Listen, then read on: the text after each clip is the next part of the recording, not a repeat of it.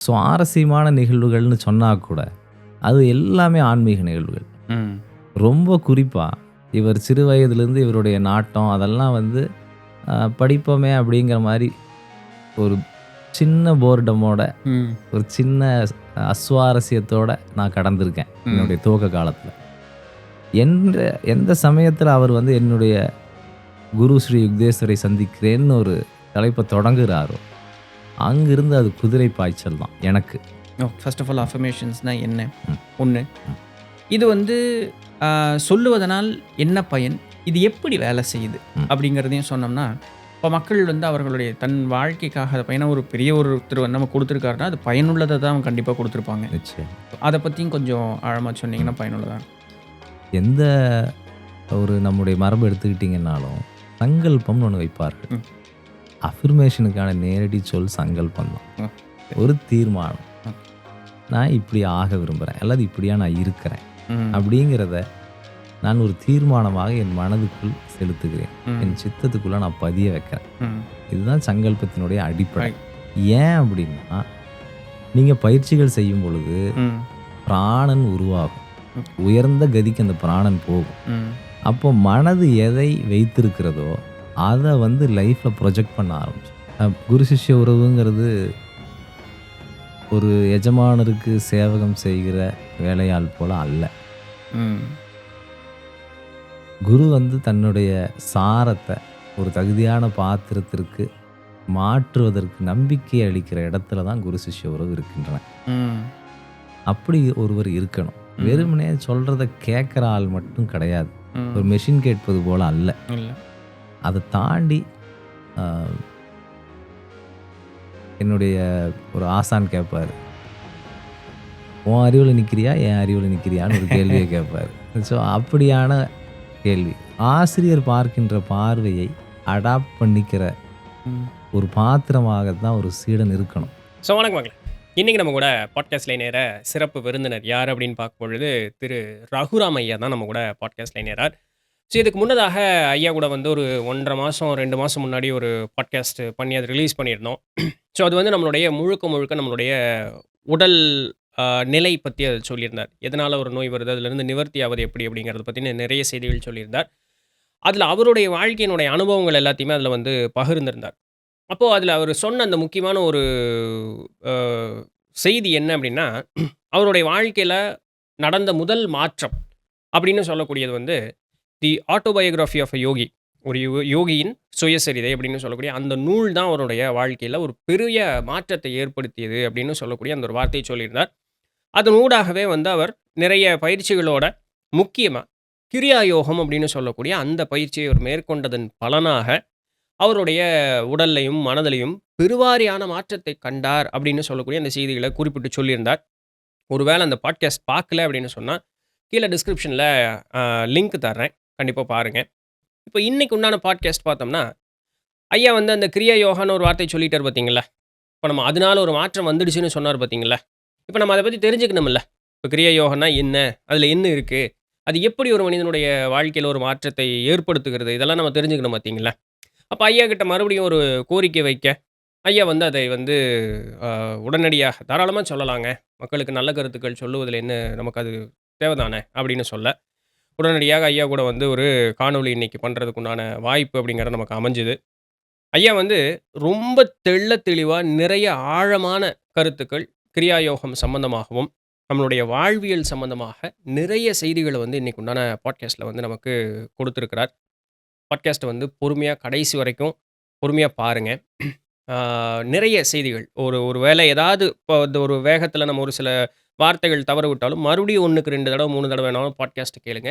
ஐயாவினுடைய குரல் வளமும், அந்த எடுத்துட்டு போகக்கூடிய அந்த ஒரு விதமும் நம்மள அப்படியே மெய்மறந்து இருக்கக்கூடிய அந்த ஒரு நிலையில தான் இருக்கு. அதனால 2, 3 தடவ கேட்டாலும் சலிப்பு தட்டமாத ஒரு ஒரு நல்ல ஒரு காணொளியாக கண்டிப்பா இருக்கும். ஸோ பொறுமையா கடைசி வரைக்கும் கேளுங்க. இதில இருக்கக்கூடிய செய்திகள பூரணமா உள்வாங்கிக்கிட்டு, நம்முடைய வாழ்க்கையில அத வந்து பின்பற்றுவதற்குண்டான முயற்சி அப்படிங்கிறத எடுப்போம். ஆ கீழ உங்களுடைய நல்ல கருத்துக்கள கீழ கமெண்ட்ல தெரிவிங்க. வீடியோ புடிச்சிருந்ததுன்னா, கண்டிப்பா மறக்காம லைக் தட்டி விட்டுருங்க. சப்ஸ்கிரைப் பண்ணாதவங்க பண்ணிருங்க. வீடியோவ உங்க வீடியோவையும் நம்ம சேனலையும் உங்க ஃப்ரெண்ட்ஸ் அண்ட் ஃபேமிலிக்கு ஷேர் பண்ணுங்க. அப்படியே கீழ அந்த ஹைப் பட்டன் இருக்கும். அதையும் தட்டி விட்டுருங்க. அண்ட் நம்மளுடைய சேனலுக்கு வந்து ஏதாவது பொருளாதார அளவுல உதவி செய்யணும்னு விருப்பப்பட்டீங்கன்னா, கீழ டிஸ்கிரிப்ஷன்ல அதற்குண்டான டீட்டெயில்ஸ் இருக்கு. So without any further delay வீடியோக்குள்ளே போகலாம்.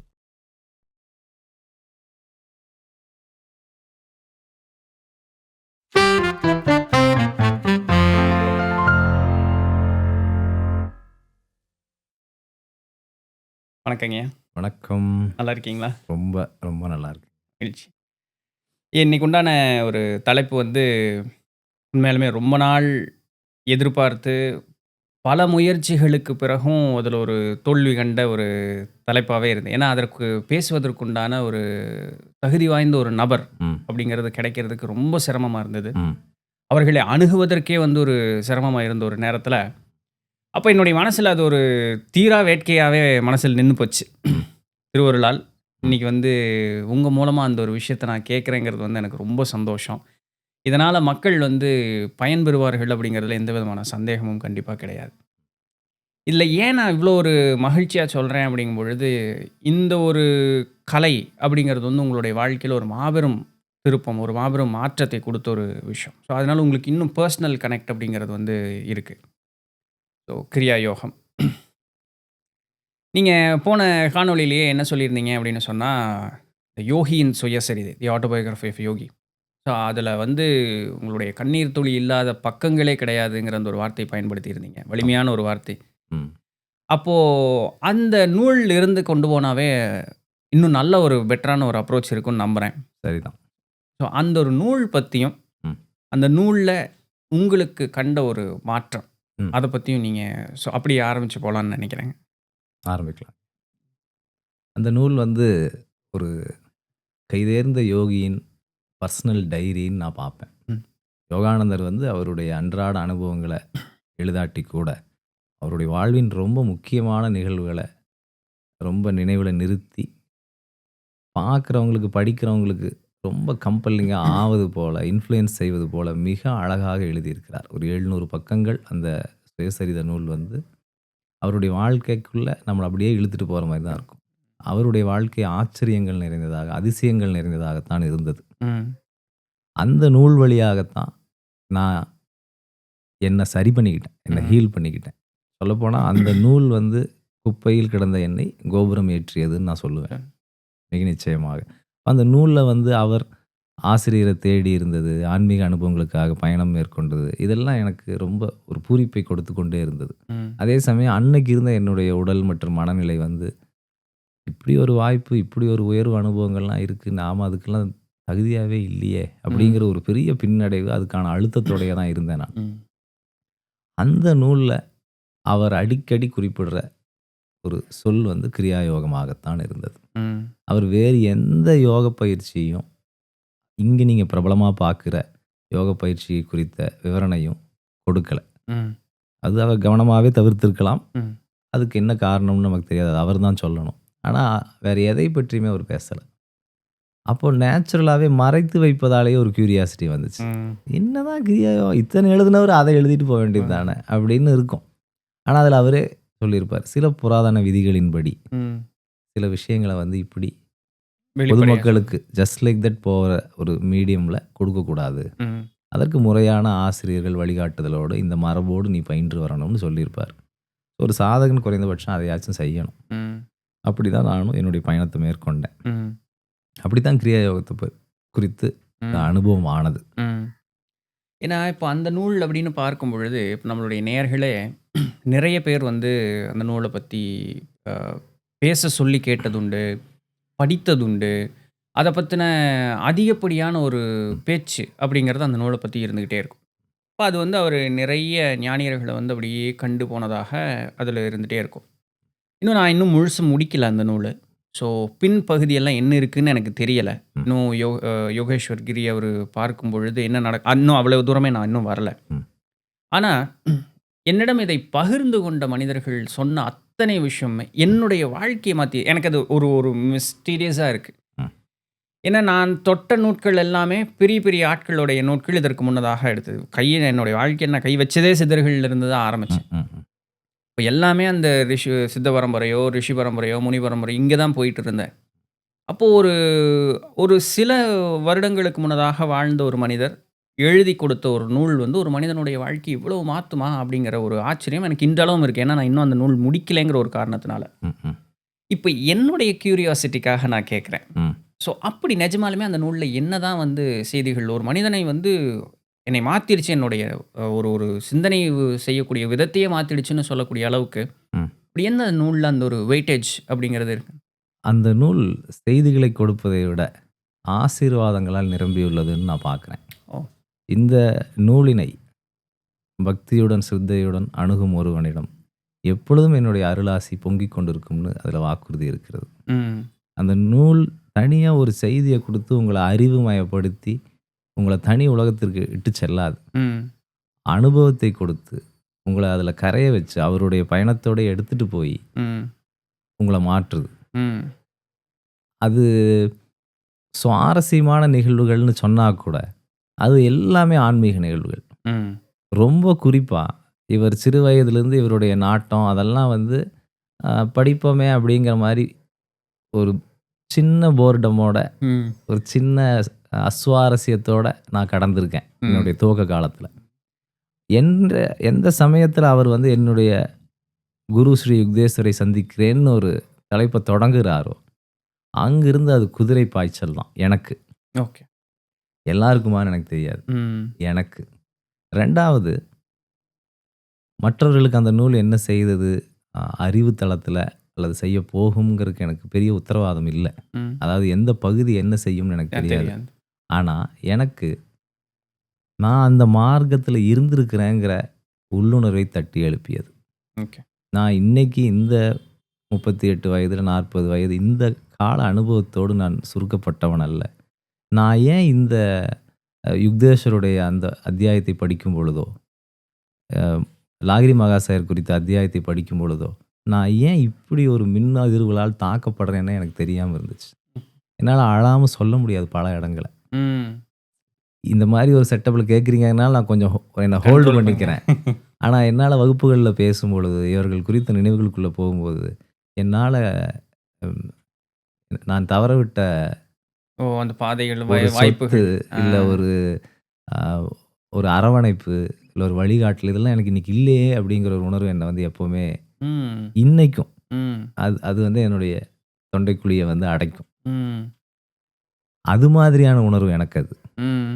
அப்புறம் மேலும் படிக்க படிக்க தெரியுது ஒரு சாதகன் ம். ஒரு மார்க்கத்தில் ஒரு பாரம்பரியத்தில் பயின்று வரும்போது அவனுடைய இலக்கை அடையாமல் போகும் பொழுது அவன் செய்த அந்த புண்ணியங்கள் அந்த பாடம் சார்ந்த அனுபவங்கள் அவன் செய்த சாதனைகள் அல்லது கல்வி மறுபிறப்பில் அவனை தொடரும். ம். நான் என்னத்தை செய்ய நினச்சிருந்தாலும் இந்த உணர்வு ஆழமாக இருக்கிற பட்சத்தில் பிறவிதோறும் ம். ஆழமாக இருக்கிற பட்சத்தில் என்னை வேற எதையும் செய்ய விடாது. நான் இங்கே வந்து கம்ப்யூட்டர் படிக்க தான் ஆசைப்பட்டேன். ம். இந்த பிறவியில் எனக்கு லட்சியம் மற்றவர்கள்கிட்டேருந்து என்னை செல்வாக்கு செலுத்தின லட்சியம் வந்து கணினி துறையில் நெட்வொர்க்கில் நீ பெரிய ஆள் ஆகணுங்கிறது. ம். நான் அப்படி தான் என்னை செலுத்திக்கிட்டு இருந்தேன். ம். நோய் வந்து எல்லாம் வந்து படுத்தி திருப்பி இந்த நூல் வந்த பிறகு எனக்கு அந்த லட்சியமெல்லாம் தவிடுபொடி ஆயிடுச்சு. எனக்கு வந்து யோகம்தான் ம். அப்படிங்கிறத சில வருடங்கள் கழித்து நான் உணர்ந்துக்கிற மாதிரி ஆயிடுச்சு. ம். இது அந்த நூல்னால தான் நடந்தது. ம். ஆனால் அந்த நூல் நேரடியாக எனக்கு இப்படி பண்ணு அப்படி பண்ணு நீ வேலை பார்க்காத யோகத்துக்கு வா அப்படிலாம் சொல்லலை. ம். அவருடைய வாழ்க்கையோடையே கையை பிடிச்சி கூட்டு போகுது. ம். எப்படி வந்து கிரியா யோகம் வந்து ஒரு மனிதனுடைய கணக்கற்ற பிறவிகளை முடித்து வைக்கிறதுன்னு சொல்லுது. ம். பிறவிதோறும் வருந்திட்டு இருக்கிற ஒருவருக்கு இது பெரிய ஆச்சரியமான செய்தி. ம். ஏன்னா எல்லோருக்கும் இந்த பிறவியிலிருந்து விடுபடணுங்கிற எண்ணம் வருவதில்லை. ம். அவங்களுக்கு இந்த உலகம் ரொம்ப பிடிச்சிருக்கு பலருக்கு. அவங்களுக்கான நூல் இல்லது. அவர் எல்லா பிறப்பும் பிறந்திழைத்தேன்னு சொல்கிறாரு பாருங்க. அது தட்ஸ் அ கிரேட் டயர்ட்னஸ். ம். போதுண்டா எப்பா முடியலைங்கிற ம். ஒரு இயலாமை தான் அது. ம். அந்த இயலாமை எந்த ஜீவனுக்கு வருகிறதோ அவங்களுக்கான ஒரு காலிங் கார்டு மாதிரி தான் இந்த நூல் இருக்கிறது. ம். எனக்கு அப்படி தான் இருக்குது. ம். என்னத்தை பண்ணிட்டு இருக்கிறோம் இங்கேங்கிற விரக்தி உணர்வுலேருந்து என் நம்பிக்கை அளித்தது அந்த நூல். ம். இவ்வளோ எளிய பயிற்சி செஞ்சிட முடியுமா? ம். கிரியா யோகத்தை பற்றி அவர் சொல்லும்போது ஒரு நாளைக்கு 10 நிமிடத்துக்கு மேலே தேவையில்லைங்கிறாரு. ம். மற்ற பக்கம் போனால் நீங்கள் 1.5 மணி நேரத்துலேருந்து 3 மணி நேரம் தவங்களை செஞ்சே ஆகணும்னு இருக்கும். ம். என்னை போன்ற சோம்பேறிகளுக்கு இது ரொம்ப ஒரு ஊக்கமளிக்கக்கூடிய செய்தி இது. ம். இதெல்லாம் தான் என்னை வந்து கிரியா யோகத்தை நோக்கி போக வச்சுது. ம். நாம் ஏற்கனவே சொன்ன மாதிரி கடந்த கால தொடர்புகள் அந்த பாரம்பரியத்தோடு எனக்கு இருந்திருக்கிறது. ம். இதெல்லாம் எனக்கான பர்சனல் கண்டிப்பா, டேக்ஸ் கண்டிப்பா. From that book.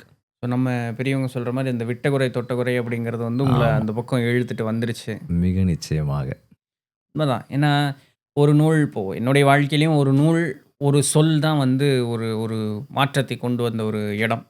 ஆனா, அது நமக்கு வந்து சித்த பரம்பரையின் வழியில ம். இருந்த ஒரு ஒரு சொல்லும், ஒரு ஒரு நூலும். ம். ஸோ ஐ கேன் ரிலேட்டுங்கிறதுக்காக நான் அத சொல்ல எஸ், வரேன். ஏன்னா, எஸ். அது மட்டும் தான் அந்த ஒரு இடத்துல டச் பண்ணும். ஆமா. இப்போ ம் "கதற்ற ஊசியும் வாராதுகான் கடைவழிக்கேன்னா" பட்டினத்தாருக்கு டச் பண்ணுச்சு. நான் 100 தடவைக்கு மேல சொல்லியிருப்பேன். எனக்கு ஒண்ணும் இதாகல. Yes, S.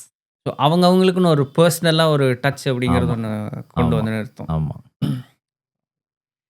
இப்ப கிரியா யோகம் அப்படிங்கிற அந்த ஒரு இதுக்குள்ள வரும்பொழுது நீங்க ஒரு வார்த்தை சொன்னீங்க. ம். பல பிறவிகள் தோறும் பிறந்து இளைத்து நொந்து இருக்கக்கூடிய அந்த ஒரு ஆன்மாவை மீட்டு அ இறையடி சேர்ப்பதற்கு கிரியா யோகம் ம். பயன்பெறும். அதுவே ஒரு உகந்த ஒரு ஒரு ம். வழின்னு சொன்னீங்க. ம். அதை கொஞ்சம் கூட ஆழமா சொன்னீங்கன்னா நல்லா சொல்லலாங்கய்யா. இந்த ஆன்மீக போக்குக்கு ஒருவர் வருகிறார் என்றாலே, அவர் வேற மற்ற எதெல்லாமோ முயற்சி செய்து பார்த்து, ஏதோ ஒரு சுணக்கத்துக்குள்ள வந்து சேர்றார். எல்லோருமே அந்த பாதைய எப்படி வச்சிருக்காங்க? சரியை, அப்புறம் கிரியை, யோகம், ஞானம்னு பிரிக்கிறாங்க. இந்த யோக உணர்வு ஒருவருக்கு வாய்க்காமல், ம். ஆன்மீகத்தில ஒண்ணும் நாம இன்னும் பழுக்கலன்னு சொல்லிக்கலாம். ம். இந்த யோக உணர்வ கொடுக்கிற சாதனங்கள் பல இருக்கின்றன. ம். ஒருவருக்கு பக்தி தான் சரி வரும். அவர் அதன் மூலமாகத்தான் செல்ல முடியும். ம். ஒருவருக்கு விசார மார்க்கம் ரொம்ப எளிதா இருக்கலாம். ம். இப்படி பல வகையான கருவிகளைக் கொண்டு ஒருவர் அந்த யோக நிலையை அடைய முடியும். ம். அதுல அந்த யோக நிலையை ஏற்படுத்துவதற்கு நாத சம்பிரதாயம்ங்கிற ஒரு பெரிய செக்ட். நெறைய நவநாத சித்தர்கள்னு கேள்விப்படுறோம். ஆமா. அங்க நார்த்ல வந்து நார்த் செக்ட்னே அதைய அழைக்கிறாங்க. ரொம்ப பிரபல்யம்னா நம்ம கோரக்கநாதர சொல்லலாம். மத்சேந்திரநாதர் சொல்லலாம். போகரையும் போகநாதர்ன்னு அழைக்கிறது உண்டு. அப்ப அந்த நாத பரம்பரை வந்து இதற்காக ஒரு பெரிய செயல் திட்டத்தை வைத்திருக்கிறார்கள். அது ஒரு பெரிய நதி. அந்த நாத சம்பிரதாய வழிமுறைகள்ல வர்றது தான் ஹதயோகம். ஓகே. அந்த ஹதயோகத்தினுடைய ஒரு கிளை நதியாக ஒரு பெரிய ஸ்ட்ரீம் பாய்ஞ்சிட்டு இருக்குது. நடுவுல ஒண்ணு இப்படி பிரான்ச் எடுத்துட்டு போய் கூட்டு போகுது. ஊருக்குள்ள வந்துட்டு போகுது. அப்படிங்கிற மாதிரியான ஒரு கிளை நதியாக கிரியாயோகம் உள்ளது. ஓகே. ஸோ ஒரு ஹதயோகத்தினுடைய ஒரு கிளையாக தான் கிரியா இருக்கு. ஆமா, ஆமா. ஹதயோகம்ங்கிறது ஒரு பெரிய டொமைன். ஓ! நீங்க கிரியாயோகத்துல சொல்லப்படுகிற ஒரு நுட்பம், அப்படியே கோரக்கர் பேசிய நுட்பமாக இருக்கிறது. ம். Very surprising for me when I found this out. ம். எனக்கு ரொம்ப ஆச்சரியத்தக்க வகையில, அதிசயிக்கத்தக்க வகையில கோரக்கருடைய நூல் வந்து சேர்கிறது. ம். நான் அத பிரிச்சு படிச்சு பார்க்குறேன். என்னையா அது அவர் சொன்னது இதுல இருக்கே. ம். கிரியாயோக மரபுல எத வந்து கிரியாயோகம் என்று பொத்தி பாதுகாத்திருக்கிறார்களோ, ம். அது இந்த நூல்ல இருக்கேன்னு எனக்கு ரொம்ப வியப்பா இருந்துச்சு. ம். அப்புறம் பார்த்தா தான் இதெல்லாம் ஒரே சம்பிரதாயம் தான். ம். வெவ்வேறு கிளைகள், கிளை. சின்ன சின்ன ஆல்ட்ரேஷன்ஸ். ம். நான் இத மட்டும் எடுத்து மார்க்கமாக மாற்றிக்கொள்கிறேன்னு மாற்றிக்கொண்டிருக்கலாம். ம். அப்படித்தான் அத நான் புரிஞ்சுக்கிறேன் நான். ஓகே. அப்போ நாத சம்பிரதாய மார்க்கம் சொல்லுகிற ஹதயோகம் என்னது, கிரியா என்னதுங்கிறது நம்ம தனியா புரிந்து கொள்ளணும். ம். ஏன் அப்படின்னா, இன்றைக்கு கிரியாங்கிற சொல் வந்து கலப்படமான சொல் தான். ஓ! கிரியாங்கிற சொல்ல எடுத்துக்கிட்டா அடிப்படையில ஒரு செயல்னு அர்த்தம். கர்மம்ல இருக்கிற அந்த ரூட் வேர்ட் தான் ம். இங்க கிரியான்னு வருகிறது. ஓகே. நாம சொல்லுவோம் இல்லைங்களா? எந்த ஒரு 100 நூல்கள படிச்சிருப்போம். பேசும்போது என்ன சொல்றோம்? 100 விடு. நூல்னா இதுதான் நூல். ம். படம்னா இதுதான் படம் அப்படின்னு ம். சொல்றோம். அத்தனை படம் இருக்கே. அதுதான் படம். ம். அதுதான் நூல். அதுதான் பயிற்சி. அது மாரி மனிதன் எத்தனையோ செயல் செய்யறான். ஒரு செயல்னா இதுதான் செயல். எது ம். பிறப்பறுக்க வல்ல செயல். ம். அந்த கோர்ல இருந்து அவர் அந்த பேரை வைக்கிறார் பாபாஜி. ம். எளிமையாக கிரியா யோகம்னு பெயரிடுறார். செயல் ஒண்ணு தான். இந்த ஒரு செயல் தான். மத்ததெல்லாம் செயலே கிடையாது. ம். அப்ப அது என்ன செயல்? மற்ற எல்லா செயல்களையும் நிறுத்த வந்த செயல். ம். அதிலிருந்து உங்கள விடுதலை அடைய வைக்க வந்த செயல். அதத்தான் அவர் எளிமையான பெயர்ல குறிப்பிடுறார். ம். கிரியா யோகம்ங்கிற பெயர்ல. இந்த கிரியாங்கிற பேரு இவ்வளவு பாப்புலரைஸ் பண்ணப்பட்டது வந்து யோகானந்தரால தான். ம். அந்த நூல் வந்து எத்தனை மில்லியன் மக்களை சென்று அடைந்திருக்கிறதோ அவ்வளோ தூரம் அந்த வார்த்தையும் சென்று அடைந்திருக்கிறது. அதனால் இன்றைக்கு அந்த சொல் வந்து ஒரு காமர்ஸ் டேர்மாக மாறிடுச்சு. எல்லாத்துக்கு பின்னாடி ஒரு கிரியாவை நம்மளால் சேர்க்க முடிஞ்சிருக்கு. ஹதயோகத்தில் அந்த சொல் உண்டு. எப்படின்னா ஷட்கிரியைகள் அப்படின்னு பேர். அவங்க எப்படி பயன்படுத்துகிறாங்கன்னா, ஒரு ஆசனம் செய்யறதுக்கு முன்னாடி உடம்பை சுத்திகரிச்சுக்க, நாடிகளை சுத்திகரிச்சுக்க, உன் வயிற்றை சுத்திகரிச்சுக்க, செரிமானத்தை சுத்திகரிச்சுக்க அப்படிங்கிற அர்த்தத்தில் ஒரு 6 கிரியைகளை அவங்க பரிந்துரைக்கிறாங்க. அதுவும் செயல்தான். 6 அடிப்படை செயல்கள் உன்னை சுத்திகரித்துக் கொள்வதற்கு. அதுக்கப்புறம் பயிற்சிகளுக்குள்ளே போய்க்க எஃபெக்டிவாக இருக்கும். இந்த அர்த்தத்தில் அதயோகத்திலையும் அந்த ஷட்கிரியைகள் வருகின்றன. அங்கிருந்து எடுத்துகிட்டு போனால் சில யோக பயிற்சிகள் கிரியாங்கிற பேரில் வரும். உதாரணத்துக்கு அக்னிசார கிரியான்னு ஒரு கிரியா இருக்குது. இது அதயோகத்தில் வர்ற ஒரு நுட்பந்தான். இது எல்லாத்தையும் இந்த பெயர்கள், இந்த குழப்பங்கள் எதுவுமே இல்லாமல் ஒரு தனி செக்ட் கிரியா யோகம்னு இருக்குது. அது சில எளிய மூச்சு சாதனங்களால் நிரப்பப்பட்டிருக்கின்றன. இவ்வளவு எளிமையாக ஒரு பயிற்சி இருக்குமா அப்படின்னு நாளுக்கு நாள் வியப்பு தரக்கூடிய, இதை இன்னும் ஒரு குழந்தை கூட பண்ண முடிஞ்சுமே, அதுக்கு முன்னாடி நம்ம என்னென்னமோ தலைகளெல்லாம் தொங்கிட்டு இருந்தோம் அப்படின்னு நமக்கு ஒரு பெரிய ஆயாசத்தை தருவது போல கிரியா யோகம் வந்து ரொம்ப எளிமையான பயிற்சியால் ஆனது. அது அவங்களுடைய பிரில்லியன்ஸ்ன்னு சொல்லுவேன் நான். ஐன்ஸ்டீன் சொல்லுவார், ஒன்றை எளிமையாக்க முடியவில்லை என்றால் நீ அதை முழுமையாக புரிந்து கொள்ளவில்லை அப்படின்னு சொல்கிறார். அது மாதிரி the masters they have really mastered the art of spiritual liberation. அதில் இந்த நுட்பம் வந்து ரொம்ப ஹை எண்ட்னு பார்க்குறேன், ரொம்ப எளிமையானதுன்னு பார்க்குறேன். எங்கேயும் எஃபெக்டிவாக செய்ய முடியும், கஷ்டமே இல்லை, இயற்கைக்கு பொருந்திய வழிகளில் செயல்படுது, பயந்துக்க தேவையில்லை. மற்ற பயிற்சிகளில் சில எச்சரிக்கை குறிப்புகள் உண்டு. சாப்பாட்டுக்கு முன்னாடி செய்யணும், உடனே செஞ்சிடாத, இவ்வளவு வேண்டாம், இதெல்லாம் வரக்கூடாது, இந்த மாதிரிலாம் இருக்கும். அதில் அந்த அச்சுறுத்தல்கள்லாம் எதுவுமே இல்லை. அப்படியான ஒரு பெரிய பரிசாகத்தான் கிரியா உள்ளது. இப்போ இதை வந்து ஆதியில் மனிதனுக்கு தந்தவர். ஏன்னா இப்போ ஹதயோகத்தினுடைய ஒரு பகுதி தான் பெண் வந்து அது தனிப்பட்ட ஒரு கிளையாகவே வந்து உருவானது அப்படின்னு சொல்கிறீங்க. ஆமாம். நீங்கள் அதை பயன்படுத்தும் போது மாஸ்டர்ஸ்ங்கிற அந்த ப்ளூரல் ஃபார்ம் தான். ஏன்னா ஆசிரியர்கள்ங்கிற அந்த ஒரு இடத்துல தான் நீங்கள் சொன்னீங்க. ஆமாம். ஆனால் இதற்கு ஆதி வித்திட்டவர்னு யாரோ ஒருத்தர் இருந்திருக்கணும் இல்லைங்களா? யாராவது ஒருத்தர் இதற்கு முற்பட்டு இருக்கணுமே, இதை செய்யலாம், சரி கால சூழல் மாற்றம். ஏன்னா இன்றைக்கி 1 மணி நேரம் உட்காருனா 5 நிமிஷமாவது பேசாமல் உட்காருப்பாங்கிற அளவுக்கு இன்றைக்கி நம்ம கீழே இறங்கியாச்சு. அப்போ இந்த ஒரு மாற்றத்தை வித்திட்டவர் அப்படிங்கிறவர் யாருங்க இந்த கிரியைங்கிற கொடுத்தது? ஓகே, இது வந்து யோகானந்தரே எழுதும்போது எப்படி எழுதுவார்னா, கிரியா அல்லது அதற்கு இணையான ஒரு உத்தி அப்படின்னு அவர் எழுதியிருப்பார். அப்போ இது ஒன்று தான் உத்தின்னு இல்லை, நிறைய உத்திகள் இருக்கின்றன. அதில் இவர்கள் எடுத்துக்கொண்டது தான் இந்த கிரியான்னு சொல்கிறது யோகானந்தருடைய மார்க்கத்தினர். அதில் அவர்கள் ரொம்ப முன்னோடியாக கருதுவது, வணங்குவது பாபாஜி அவர்களையே. அவர் வந்து இது போன்ற எளிமையான ஒரு ரகசியமான உத்தி இமயமலையின் குகைகளுக்குள்ளேயே அடைபட்டு விடக்கூடாது என்பதற்காக கிரகஸ்தர்களிடம், சாமானியர்களிடம் இந்த கிரியா சென்று சேர வேண்டும் என்பதற்காக லாகிரி மகாசாயருக்கு தான் இந்த 100-200 வருடங்களுக்கு முன்பாக இது முதல் முறையாக வெளியே வந்து சேருது. அவர் தான் இல்லறத்தார்களிடையே பிரபல்யப்படுத்துகிறார். இல்லை, அப்போ லாகிரி மகாசாயாங்கிறவரே ஒரு இல்லறத்தவர் தான். ஆமாம், ரொம்ப சாதாரண ஒரு ரயில்வே எம்ப்ளாயியாக இருந்தவர் அவர். அவர் அங்கே இமயமலை காடுகளில் பாபாஜியை பார்த்து இந்த வித்தையை பெற்றுக்கொண்டு தன்னுடைய கடந்த கால நினைவுகளோடு அதை மேட்ச் பண்ணிட்டு அவர் வந்து இதை வந்து அடுத்தடுத்து போதிக்கிறார். அப்படி அவர்கிட்ட சேர்ந்தவர் தான் யுக்தேஸ்வருங்கிறவர். அந்த யுக்தேஸ்வர் தான் யோகானந்தருக்கு வழிகாட்டியாக அமைகிறார், குருவாக அமைகிறார். இது நமக்கு கண்ணுக்கு தெரிஞ்ச மாஸ்டர்ஸ் அண்ட் ஆரிஜினல் பாயிண்ட்ஸ்னு சொல்லலாம். ஆனால் இவர்களுக்கு முன்பும் கிரியா இருந்திருக்கிறது என்பதை அதே நூலில் அவர்களே சொல்கிறார்கள். பதஞ்சலி கிரியாயோகத்தை பற்றி பேசியிருக்கிறார், கிருஷ்ணர் கிரியாயோகத்தை பற்றி பேசியிருக்கிறார். அதே மாதிரி இந்த நாத சம்பிரதாயம் ஆதிநாதர் என்று ஒருவரை அழைக்கிறது. அது சிவபெருமான்னு நாம் எடுத்துக்கொள்ளலாம்.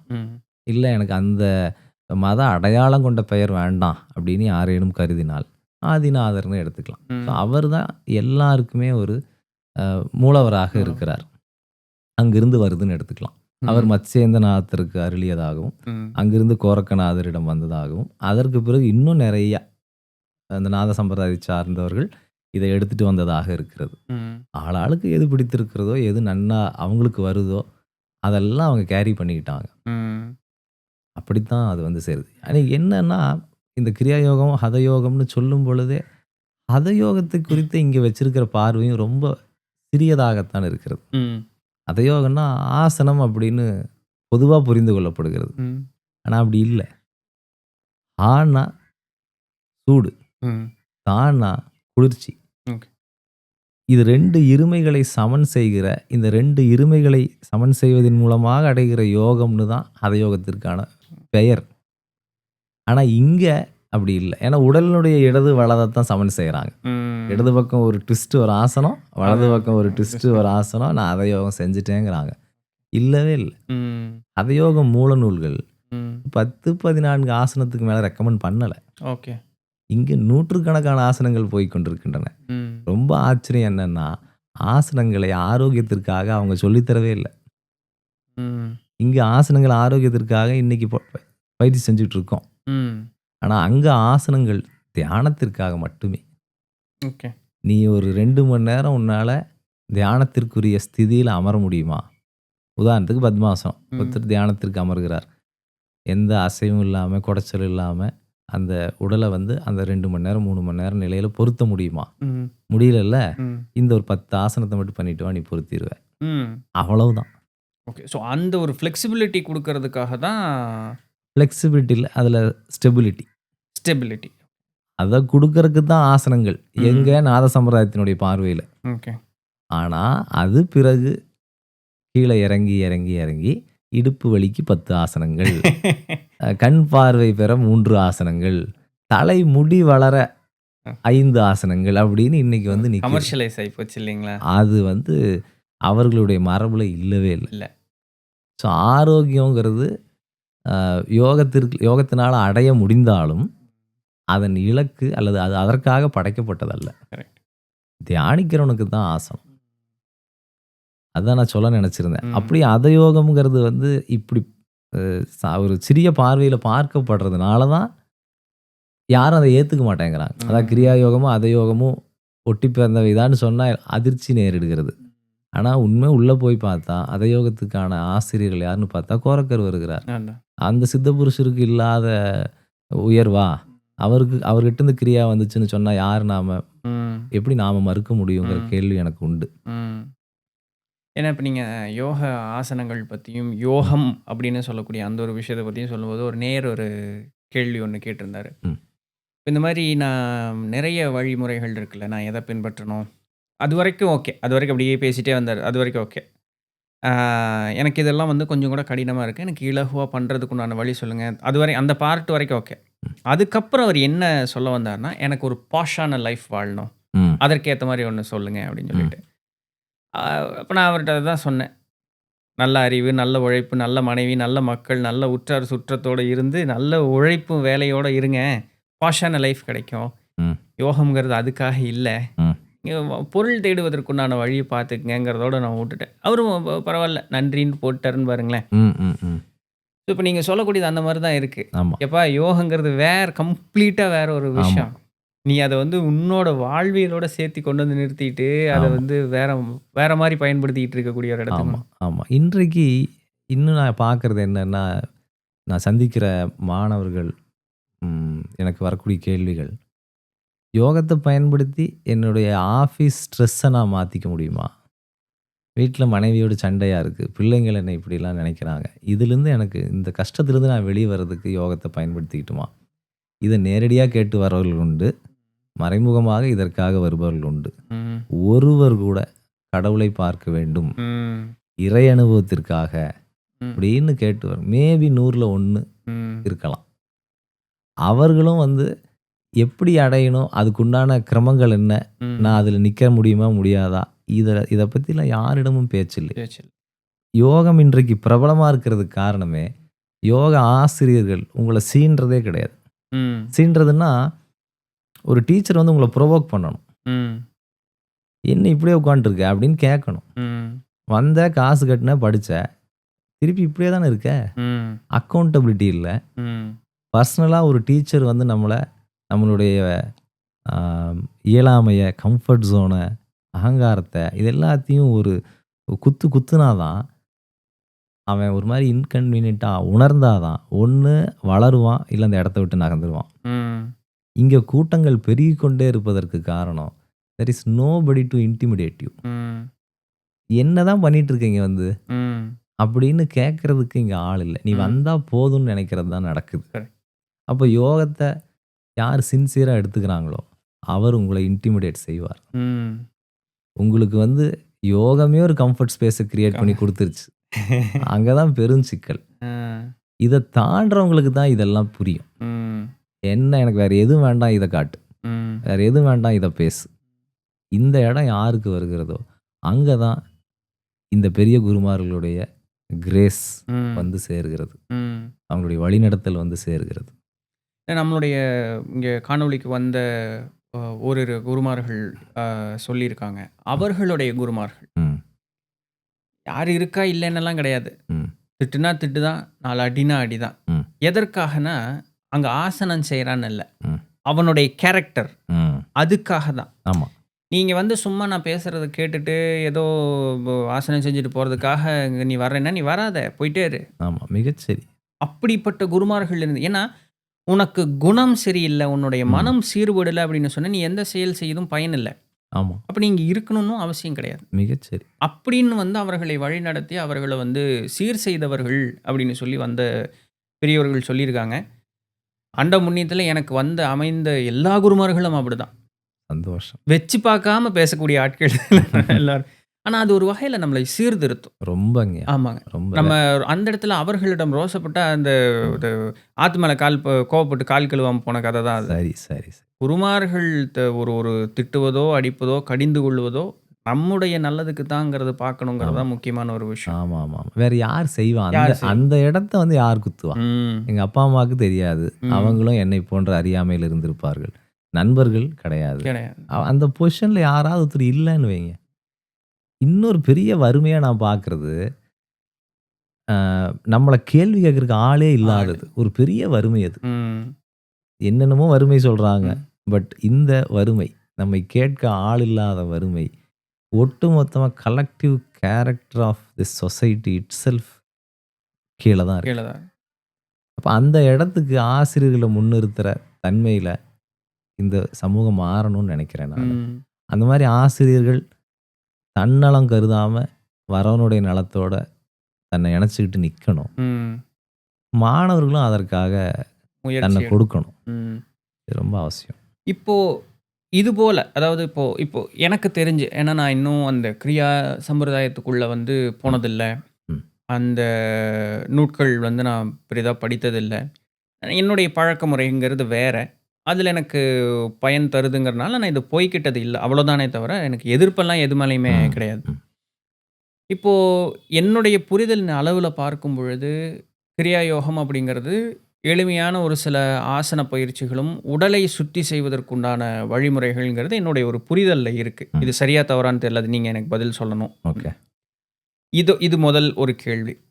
அடுத்து, இப்போ நம்மளுடைய பாரம்பரியத்தில்னு பார்க்கும் பொழுது நமக்கு நிறைய மனதை சீர் செய்வதற்குண்டான வழிமுறைகள் அப்படிங்கிறத வந்து பெரியவங்க தருவாங்க. ஏன்னா அதுதான் ஒழுக்கம் இல்லைன்னா உனக்கு அதற்கப்புறம் நீ என்ன பயிற்சி பண்ணினாலும் பயனில்லைங்கிறது நம்மளுடைய கலாச்சாரத்தில் சொல்லக்கூடியது. இப்போது இதையும் அதில் சொல்லி தந்திருக்காங்களா? இது என்னுடைய இரண்டாவது கேள்வி. ஓகே, ஸோ முதல் கேள்வி, கிரியாவில் வந்து ஆசனங்கள் உண்டா அப்படின்னா அந்த வார்த்தையவே அவர் பயன்படுத்தலை. ஓகே, யோகானந்தர். ஏன் அப்படின்னா ஆசனம் உடல் மேலே ஒரு அதீத பற்றை ஏற்படுத்தி விடும். நீங்கள் ஒரு கடினமான ஆசனத்தை மேற்கொள்ளும் பொழுது உடல் வயப்பட்டு தான் பிரக்ஞை நகரும், விழிப்புணர்வு வந்து உடல் மயமாக மாறும். இந்த ஒரு சிறிய அபாயம்னு அவங்க அதை கருதி ரொம்ப எளிய முறை உடற்பயிற்சிங்கிற பேரில் இந்த தசை மண்டலங்களுக்கு, நரம்பு மண்டலங்களுக்கு நல்ல பிராணனை செலுத்தினா போதும், இதுக்கு கடினமான ஆசனங்கள் வேண்டான்னு சொல்லி ரொம்ப எளிமையான சில உடற்பயிற்சிகளை அவர் ஏற்படுத்தியிருக்கிறார். ரீசார்ஜிங் எக்ஸசைசஸ் அப்படின்னு அவர் சொல்கிறார். மின்னோட்டத்தை கொடுக்க பயிற்சிகள்னு சொல்கிறார். அது அவர் முழுமையாகவும் முதன்மையாகவும் பரிந்துரை செய்கிறார். அது ஒன்று தான். நாம் உடலால் செய்கிற பயிற்சின்னு எடுத்துக்கலாம். ம். மீதி எல்லாமே சுவாசம் சார்ந்தது, ம். ஒரு எளிய மந்திர உச்சாரணம் சார்ந்தது. ஓ! அவ்வளோதான். ஓ! இதில் மந்திரங்களும் உண்டு. எளிய மந்திரம் அவ்வளோதான். இப்போ பிரணவம்னு எடுத்துக்குங்களேன், ஓங்காரம்னு எடுத்துக்குங்களேன். இது மாதிரியான எளிமையான ஒரு சுவாசத்தோடு கலந்த நுட்பம் தான் அங்கே இருக்கிறது. அதற்கு அடுத்து நீங்கள் கிரியா தீட்சை பெற்றீங்கன்னா அதுலேயும் இந்த எளிமையான பயிற்சிகள் தான் உண்டு. சில முத்திரைகள் உண்டு. அந்த மாதிரி அது நடந்து முடிஞ்சிடும். ம். இதில் ஹதயோகம் பார்த்தீங்கன்னா இதில் கொஞ்சம் மாறுபடும். ம். உடலை வந்து சரி கட்டணும்னு சொல்லுவார்கள். கோர்ஸ் யோகானந்தரும் சொல்கிறார். அவங்களுடைய ஒரே கணக்கு என்னென்னா, இறை அனுபவம் உங்களுக்கு நெருங்கும் பொழுது, இறைவனுடைய பிராணன் உங்களுடைய உடலில் ஓடும் பொழுது, பிராணன் அந்த அளவுக்கு அதிகரிக்கும் பொழுது, இந்த உடல் நரம்பு மண்டலம்லாம் அதை தாங்கக்கூடிய வல்லபத்தில் இருக்கணும். அது இல்லைன்னா அது வராது. ம். அப்போ இதை சரி கட்டி வச்சே ஆகணும். அதுக்கு வந்து ஒரு நாள் போதாது. ம். தொடர்ந்து முயற்சியில் இருக்கணும். ம். இந்த காரணத்திற்காக இதை நிறைவேற்றுவதற்காக தான் பயிற்சிகள் வடிவமைத்திருக்கிறார்கள். ம். இப்போ இந்த உடல் வந்து அந்த இறையினுடைய சக்தியை தாங்குவதற்கேற்றாற் போல அதுக்கு தான் ஆசனங்களே. ஹதயோகம் இன்னும் கொஞ்சம் ரீஃபைன் பண்ணி என்ன சொல்லும்னா, உன்னுடைய நாடிகள் அந்த உயர்ந்த தெய்வீக பிராணனை கடத்துகின்ற அளவிற்கு வலிமையா இல்ல. நாடிகள் சுத்தமா இல்ல. நம்ம அன்றாட சாப்பாடு, நம்ம தூக்கம் சரியில்ல. இதனால வந்து நாடிகள் சுணங்கி இருக்கும். ம். அந்த நாடிகளை சீர் செஞ்சதுக்கு அப்புறம் நீ பிராணாயாமத்துக்கு வான்னு சொல்லி தான் ஹதயோக ஆசிரியர்கள் வழிநடத்துகிறார்கள். அதுதான் உங்களுக்கு முதலீடு. அதுதான் அடிப்படை. அதன் மேல தான் கிரியா மாதிரியான உயர்ந்த உத்திகளை செய்யும் பொழுது, ஹதயோகத்திலே இன்னும் ஆழமான நுட்பங்கள் எல்லாம் செய்யும் பொழுது, உடல்ல ஏற்படக்கூடிய மின்சார மாற்றங்களை உடல் தாங்கணும். ம். அதற்கான ப்ரிப்பரேஷன் தான் பேஸ்ல இருக்கு. நீங்க ஒரு ஒரு பெரிய ஒரு பூதாகாரமான ஒரு விஷயத்த சொன்னீங்க. ஏன்னா, உடலை சீர் செய்வது அப்படின்னு சொல்லக்கூடியது, அதற்குண்டான பயிற்சி முறைகள் அப்படின்னு சொல்லக்கூடியது.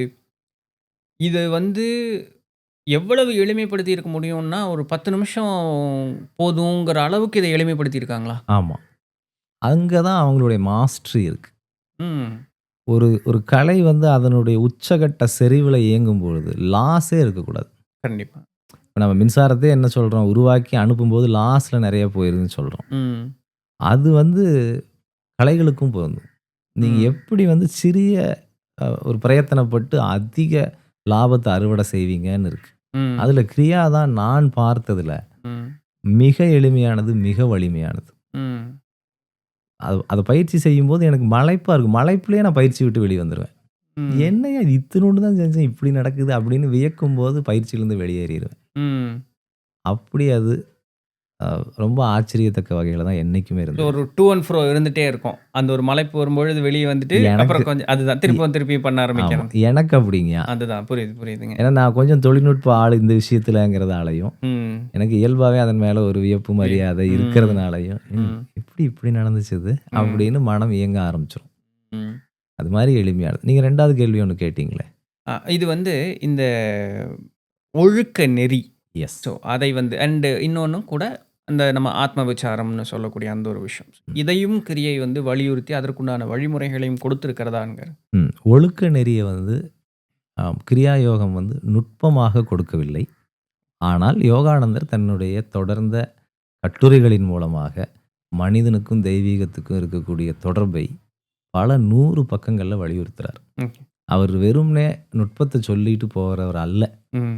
நிறைய இடங்கள்ல குரு சிஷ்ய உறவு எப்படி இருக்கணும், நன்றி உணர்வு எப்படி இருக்கணும், எப்படி உங்களுடைய தியான உறுதிமொழிகளை நீங்க எடுக்கணும் அப்படிங்கிறது குறித்து நிறைய பேசியிருக்கிறார். அது ஒரு பெரிய சொத்து தான். ஏன்னா இங்க ஒழுங்குங்கிறது என்னன்னா, உங்ககிட்ட அபண்டன்ட்டா பிராணன் வரும்போது மனம் இன்னும் பழைய பதிவுகளை வச்சிருந்தா அதை நோக்கி தான் பாயும். உண்மை. ஏன்னா மூர்க்கன் கையில வந்து இதை ஒரு காரியத்தை கொடுத்தா அவன் மூர்க்கத்துக்கு தான் பயன்படுத்துவான். அப்போ வந்து இரு பக்கமும் கவனமா இருக்கணுங்கிற இடம் வரும்போது இது பிராணனை கொடுக்குது, அது தெளிவை கொடுக்குது. ரெண்டும் மேட்ச் ஆயிக்கும். சக்திக்கு ஏற்ற புத்தி இல்லை என்றால் பாழ். அதே மாதிரி புத்திக்கு ஏற்ற சக்தி இல்லைனாலும் பாழ் தான். இது ரெண்டும் சரியா அமையணும். ஸோ அதற்குண்டான நிலைகள் எல்லாமே அதில் இருக்கு. நிறைய பட் என்ன இப்படிதான்னு சொல்லாம அந்த சொல்லக்கூடிய நடையிலேயே நமக்கு வந்து அந்த ஒரு ஒழுக்கத்தையும் சீரையும் காமிச்சிருக்காங்க. ஆமாம். இன்னொரு இது என்னுடைய தனிப்பட்ட அனுபவமாக சொல்கிறேன். நீங்கள் அந்த உயர்ந்த ஒழுங்குல உங்கள நிலைநிறுத்திக் கொள்ளவில்லை என்றால், பயிற்சிகள் உங்களுக்கு செயல்பட முடியாது. அது ஏதோ நம்மள தாண்டி ஒரு சக்தி நம்மள காட் பண்ணிட்டு இருக்குன்னு தோணும் எனக்கு. ம். நான் அந்த பயிற்சிக்குரிய கிரமத்திலேருந்து என்னுடைய மன அமைப்பிலேருந்து நான் விலகுனேன்னா, ஒண்ணு பயிற்சி செய்ய முடியாது. ம். நான் எங்கேயோ கீழ விழுந்துட்ட உணர்வே எனக்கு இருக்கும். ம். ஒழுங்க பிடிச்சா தான் பயிற்சி. ம். அப்படிங்கிறது ஒண்ணு என்ன தாண்டி ஏதோ ஒண்ணு ஒரு லகான் என்ன பிடிச்சுக்கிட்டு இருக்குன்னு எனக்கு ஒரு உணர்வு இருக்கும். ம். அப்போ அத எப்படி பார்க்குறேன்னா, இந்த குருமார்கள் சூக்ஷ்மமாக இருந்து ம். யாரெல்லாம் ஸ்ரத்தையாக இருக்கிறார்களோ, அவர்களுடைய வளர்ச்சிக்கு அருகிலேயே நின்று கண்காணிக்கிறார்கள்னு எனக்கு தோன்றுகிறது. ம். லாகிரி மகாசாயரும் சில இடத்துல சொல்லுவார். யாராவது ஸ்ரத்தையா கிரியா பண்ணீங்கன்னா, நான் பக்கத்துல இருப்பேன்னு அவர் சொல்கிறார். ம். ம். அப்போ அ எந்த ஒரு கட்டுக்கோப்பும் இல்லாம, எந்த ஒரு ஒழுங்கு மேல ஒரு பிடித்தமோ, லயமோ இல்லாம, ஒருவர் ரொம்ப நாளைக்குலாம் பயிற்சி செய்ய முடியாது. ம். குறிப்பாக இது மாரி பாரம்பரிய பயிற்சிகள செய்ய முடியாது. ம். ஏன்னா, அந்த பாரம்பரியத்த காப்பாத்தியாக வேண்டியது அவர்களுடைய பொறுப்பாகிறது. ம். நான் அதில இணைச்சுட்டேங்கிறனாலே நான் எனக்கு பெரிய பிரிவிலேஜ்லாம் இல்ல. கிடையாது. நான் சரியா இருந்தா தான். இருந்தா மட்டும் தான். எஸ். அது முன்னாடி சொன்ன மாரி, நீ உள்ள வந்துட்டேங்கிறதுக்காகலாம் உனக்கு மரியாதை கிடையாது. ஆமா. அதற்கு உண்டான மாரி நீ நடந்துக்கிட்டேன்னா மட்டும் தான். நிச்சயமா. நிச்சயமா. நான் வந்து ஆட்டோபயோகிராஃபி ஆஃப் யோகி அந்த நூல் வாங்கும்பொழுது, கூட வந்து ஒரு காம்போ ஆஃபர்ல வந்து ம். குட்டி குட்டி புக்கெல்லாம் வந்து ஆமா. குடுத்தாங்க. அப்போ அதில ஒன் ஆஃப் த புக் இப்ப ஜஸ்ட் நீங்க முன்னாடி அந்த ஒரு வார்த்தைய சொன்னதுனால நான் அத ம். கேள்வியா கேட்கிறேன். அஃபர்மேஷன்ஸ் அப்படின்னு சொல்லக்கூடிய அந்த விஷயங்கள யோகானந்தர் வந்து ரொம்ப பயன்படுத்தியிருக்கார். அந்த அஃபர்மேஷன்ஸ்க்காகவே ஒரு நூல் இருக்கு. இருக்கு. ஒரு சின்ன ஒரு பாக்கெட் சைஸ் புக் அப்படிங்கிற ஆமா. ஒண்ணு. இத பத்தி எனக்கு ஓரளவு தெரியும்னாலுமே, பொதுவாக சின்ஸ் நம்ம இது மக்களுக்காகன்னு பேசும்பொழுது, நீங்க அத இன்னும் கொஞ்சம் கூட ஆழமா சொல்லி, இதுனா என்ன? ஃபர்ஸ்ட் ஆஃப் ஆல் அஃபர்மேஷன்ஸ்னா என்ன? ம். 1 ம்.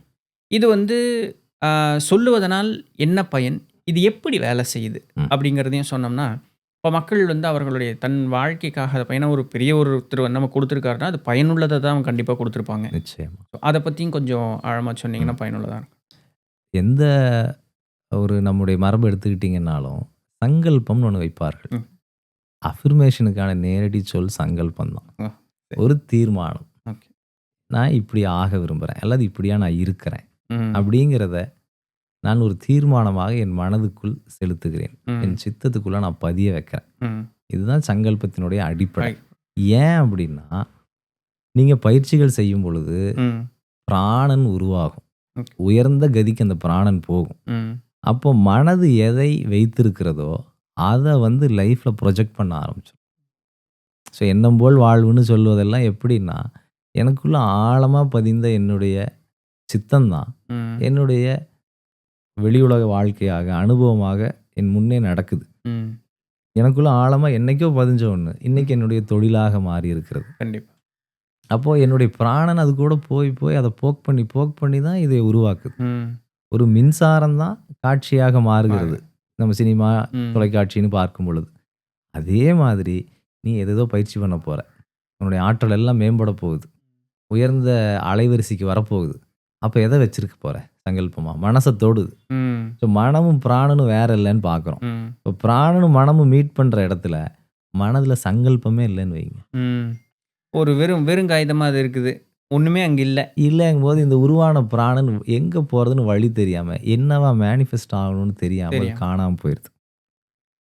ஓகே. இந்த இடத்துல உறுதிமொழி, அஃபர்மேஷன், சங்கல்பம் அப்படின்னு ஒண்ணு உள்ள பதிய சித்தத்துக்குள்ள எம்பெட் ஆக நீங்க பயிற்சி செஞ்சதும் அது மேனிஃபெஸ்ட் ஆக ஆரம்பிச்சுரும்.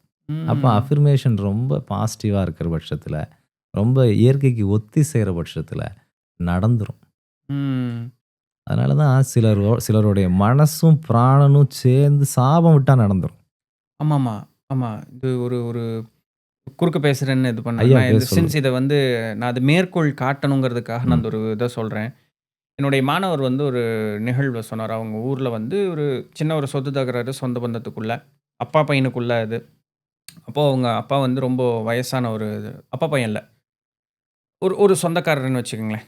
ஆனா அந்த வயதானவர், அப்பா வயசு இருக்கக்கூடியவர், எதிர் திசையில இருக்கக்கூடியவர், ஒரு இளம் வயது இருக்கக்கூடியவர். அந்த சொத்து தகராறுல என்ன பண்ணிட்டாரு, அந்த வயதானவர் மேல அடிக்கிறதுக்கு போம்பொழுது, "இப்ப நீ என் மேல கை வச்சேன்னா, நீ நாளைக்கு உயிரோட இருக்க மாட்ட" அப்படின்னு. பட் இவரு அத பத்தி ஏன்னா இளம் காளை. அடிச்சுட்டாரு. அ அந்த முதியவர் வந்து அன்னைக்கு காலமாயிறார் அந்த ஒரு மன வருத்தத்துல. இதுல பியூட்டி என்ன அப்படின்னு சொன்னா, அடுத்த நாளு இந்த இளம் வயது இருக்கக்கூடியவனுடைய உடல்ல ஒரு நோய் கிடையாது. நல்ல ஆஜானுபாகுவா, வாட்டசாட்டமா இருக்கக்கூடிய ஒரு மனிதர். வண்டியில இப்படி போயிட்டுருக்கார். அப்படியே விழுந்தார், இறந்துட்டார். ம். ஒரு நாள் தான். இந்த ம். முந்தின நாள் மத்தியானம் நடக்குது. அடுத்த நாள் மத்தியானம் இது நடக்குது. ம். அப்ப அந்த ஊரே சொன்ன ஒரு வார்த்தை, அந்த பெரிய ஒரு ரோசக்காரன்யா, அந்த ஒரு நாள் சொன்ன வார்த்தை நடந்து போச்சு பாத்தியா? ம். ஒரு சீக்கும் இல்ல, ஒண்ணும் இல்ல. ம். சும்மா அப்படி வண்டியில போயிட்டு இருந்தான். அப்படி கீழ விழுந்தா செத்து போயிட்டான். அவ்வளோதான். ம். இதான் நடந்தது. அப்போ ம். ஒரு மனிதனுடைய அந்த மனதுல ஏற்படக்கூடிய எண்ணத்திற்கு, ம். வார்த்தைகளாக வெளியே வரும்பொழுது அதனுடைய பலம் வந்து ரொம்ப ஆமா. கூடியிருக்கும் அப்படின்னு சொல்லிட்டு. ஆமா. ரொம்ப இன்டென்ஸான சிச்சுவேஷன்ஸ் நீங்க சொல்றதெல்லாம். இப்போ ஒரு சண்டை, ம். ஒரு இழப்பு, கோவம், ஆக்ரோஷம்லாம் ரொம்ப இன்டென்ஸ் ஆனது. ம். மனம் வேற எங்கேயும் சிதறலுக்கே சிதறல். போகாது. ம்.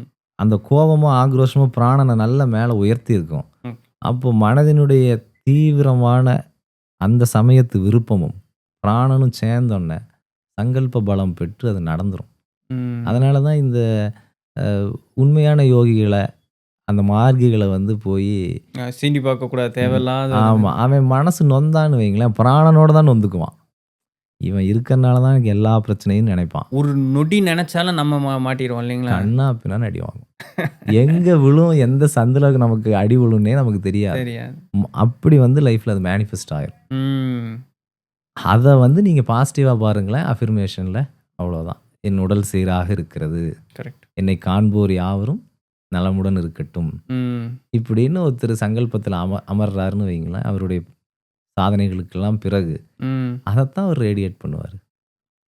அவரை சந்திக்கிறது நல்லது. ம். நல்லோரை காணல் நன்றே, நலமிக்க சொல் கேட்டல் நன்றே ஆமா, எல்லாம் ஆமா. என்ன கேட்டாலும் என்ன நல்லது? ஏன்னா அவங்க அப்படியான ஸ்திதியில இருந்து சொல்றாங்க. ம். ஏன்னா இது அதனால தான் பெரியவர்களிடம் வந்து ம். ஆசி வாங்க வேண்டும்னு சொல்றேன். ம். ஏன்னா அவங்க அந்த வாழ்ந்து முடித்தவர்கள், ஆமா.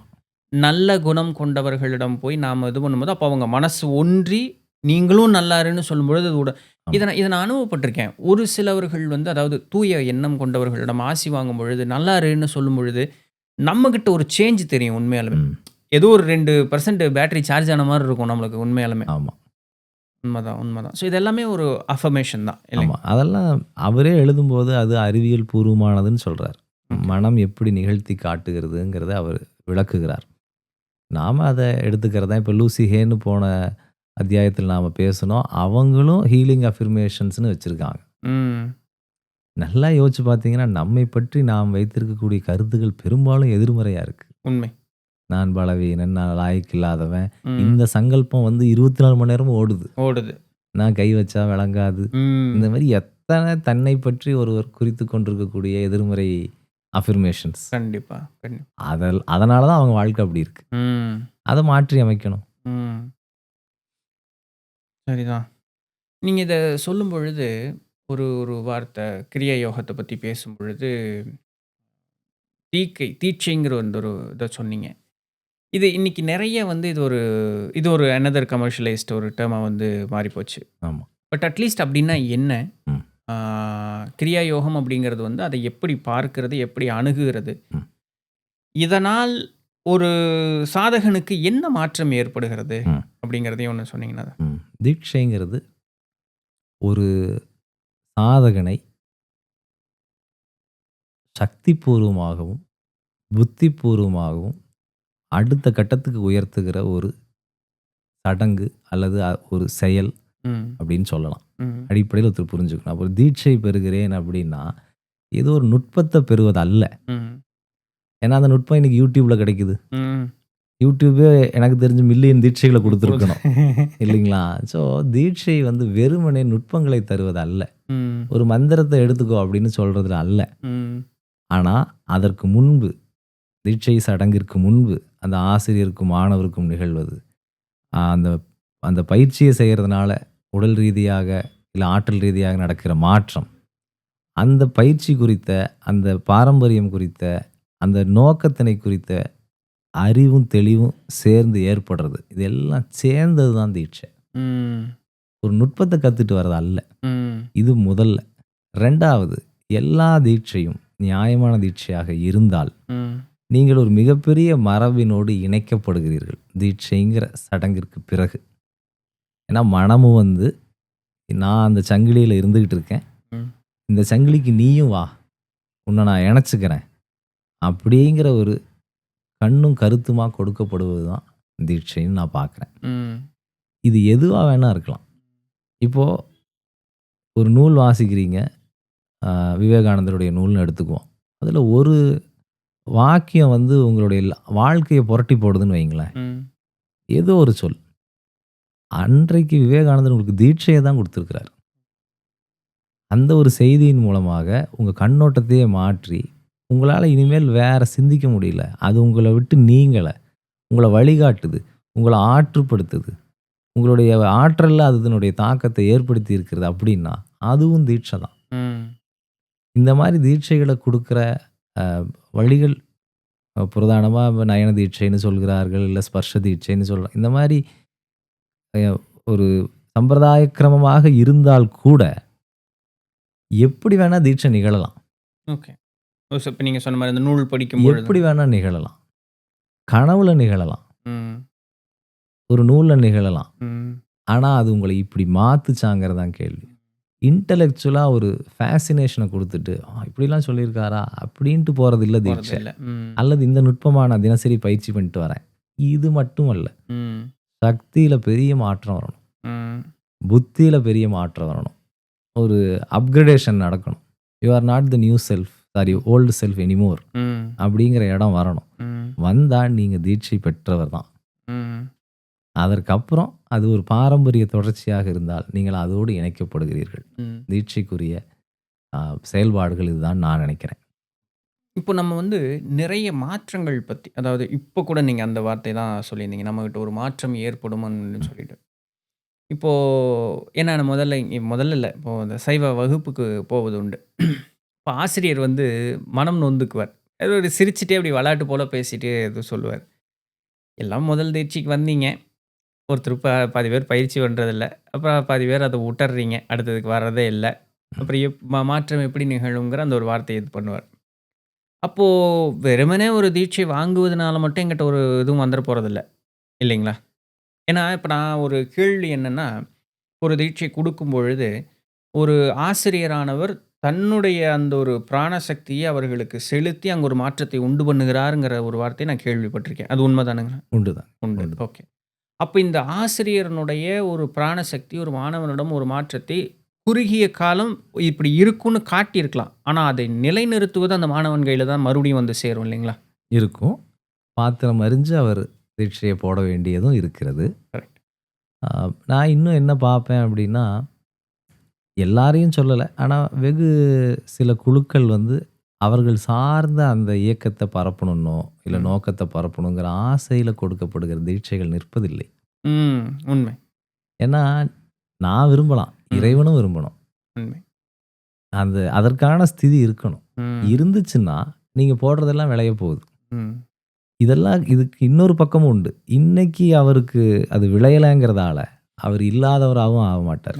அவர் 100 வருஷம் கழிச்சு கூட முளைச்சி வரலாம், நமக்கு தெரில. அவருடைய கர்ம கணக்கு எப்படி விடுன்னு தெரில. அதனால் தீட்சைகள் சில யோசனைகளில் அது வீணாக போயிருச்சோன்னும் கேள்வி வருது. சில இடங்களில் அது என்னைக்கு பயன்பெறும் நமக்கு தெரியல அப்படின்னு நான் புரிஞ்சுக்கிறேன். நான் நெல் போட்டு கொள்ளு விளையணும்னு எதிர்பார்க்க முடியாது இல்லைங்களா? ஆமாம், எஸ்.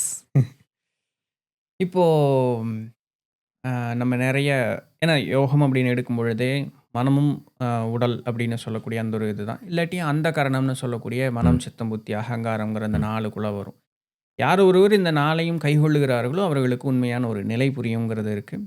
உடல் கருவி தான், பட் என்ன அந்த கருவி வந்து சீராக இருந்து தான் ஆகணும், ஏன்னா இந்த 4 நிலை வர்ற வரைக்கும் அப்படிங்கும் பொழுது இப்படி இருக்கக்கூடிய இந்த கோட்பாடுகள் சின்ஸ் இப்போ எனக்கு தமிழ் தெரியுங்கிறதுனால இதெல்லாம் இருக்குது, இதை நான் நூல் வாயிலாக படிக்கிறேன்.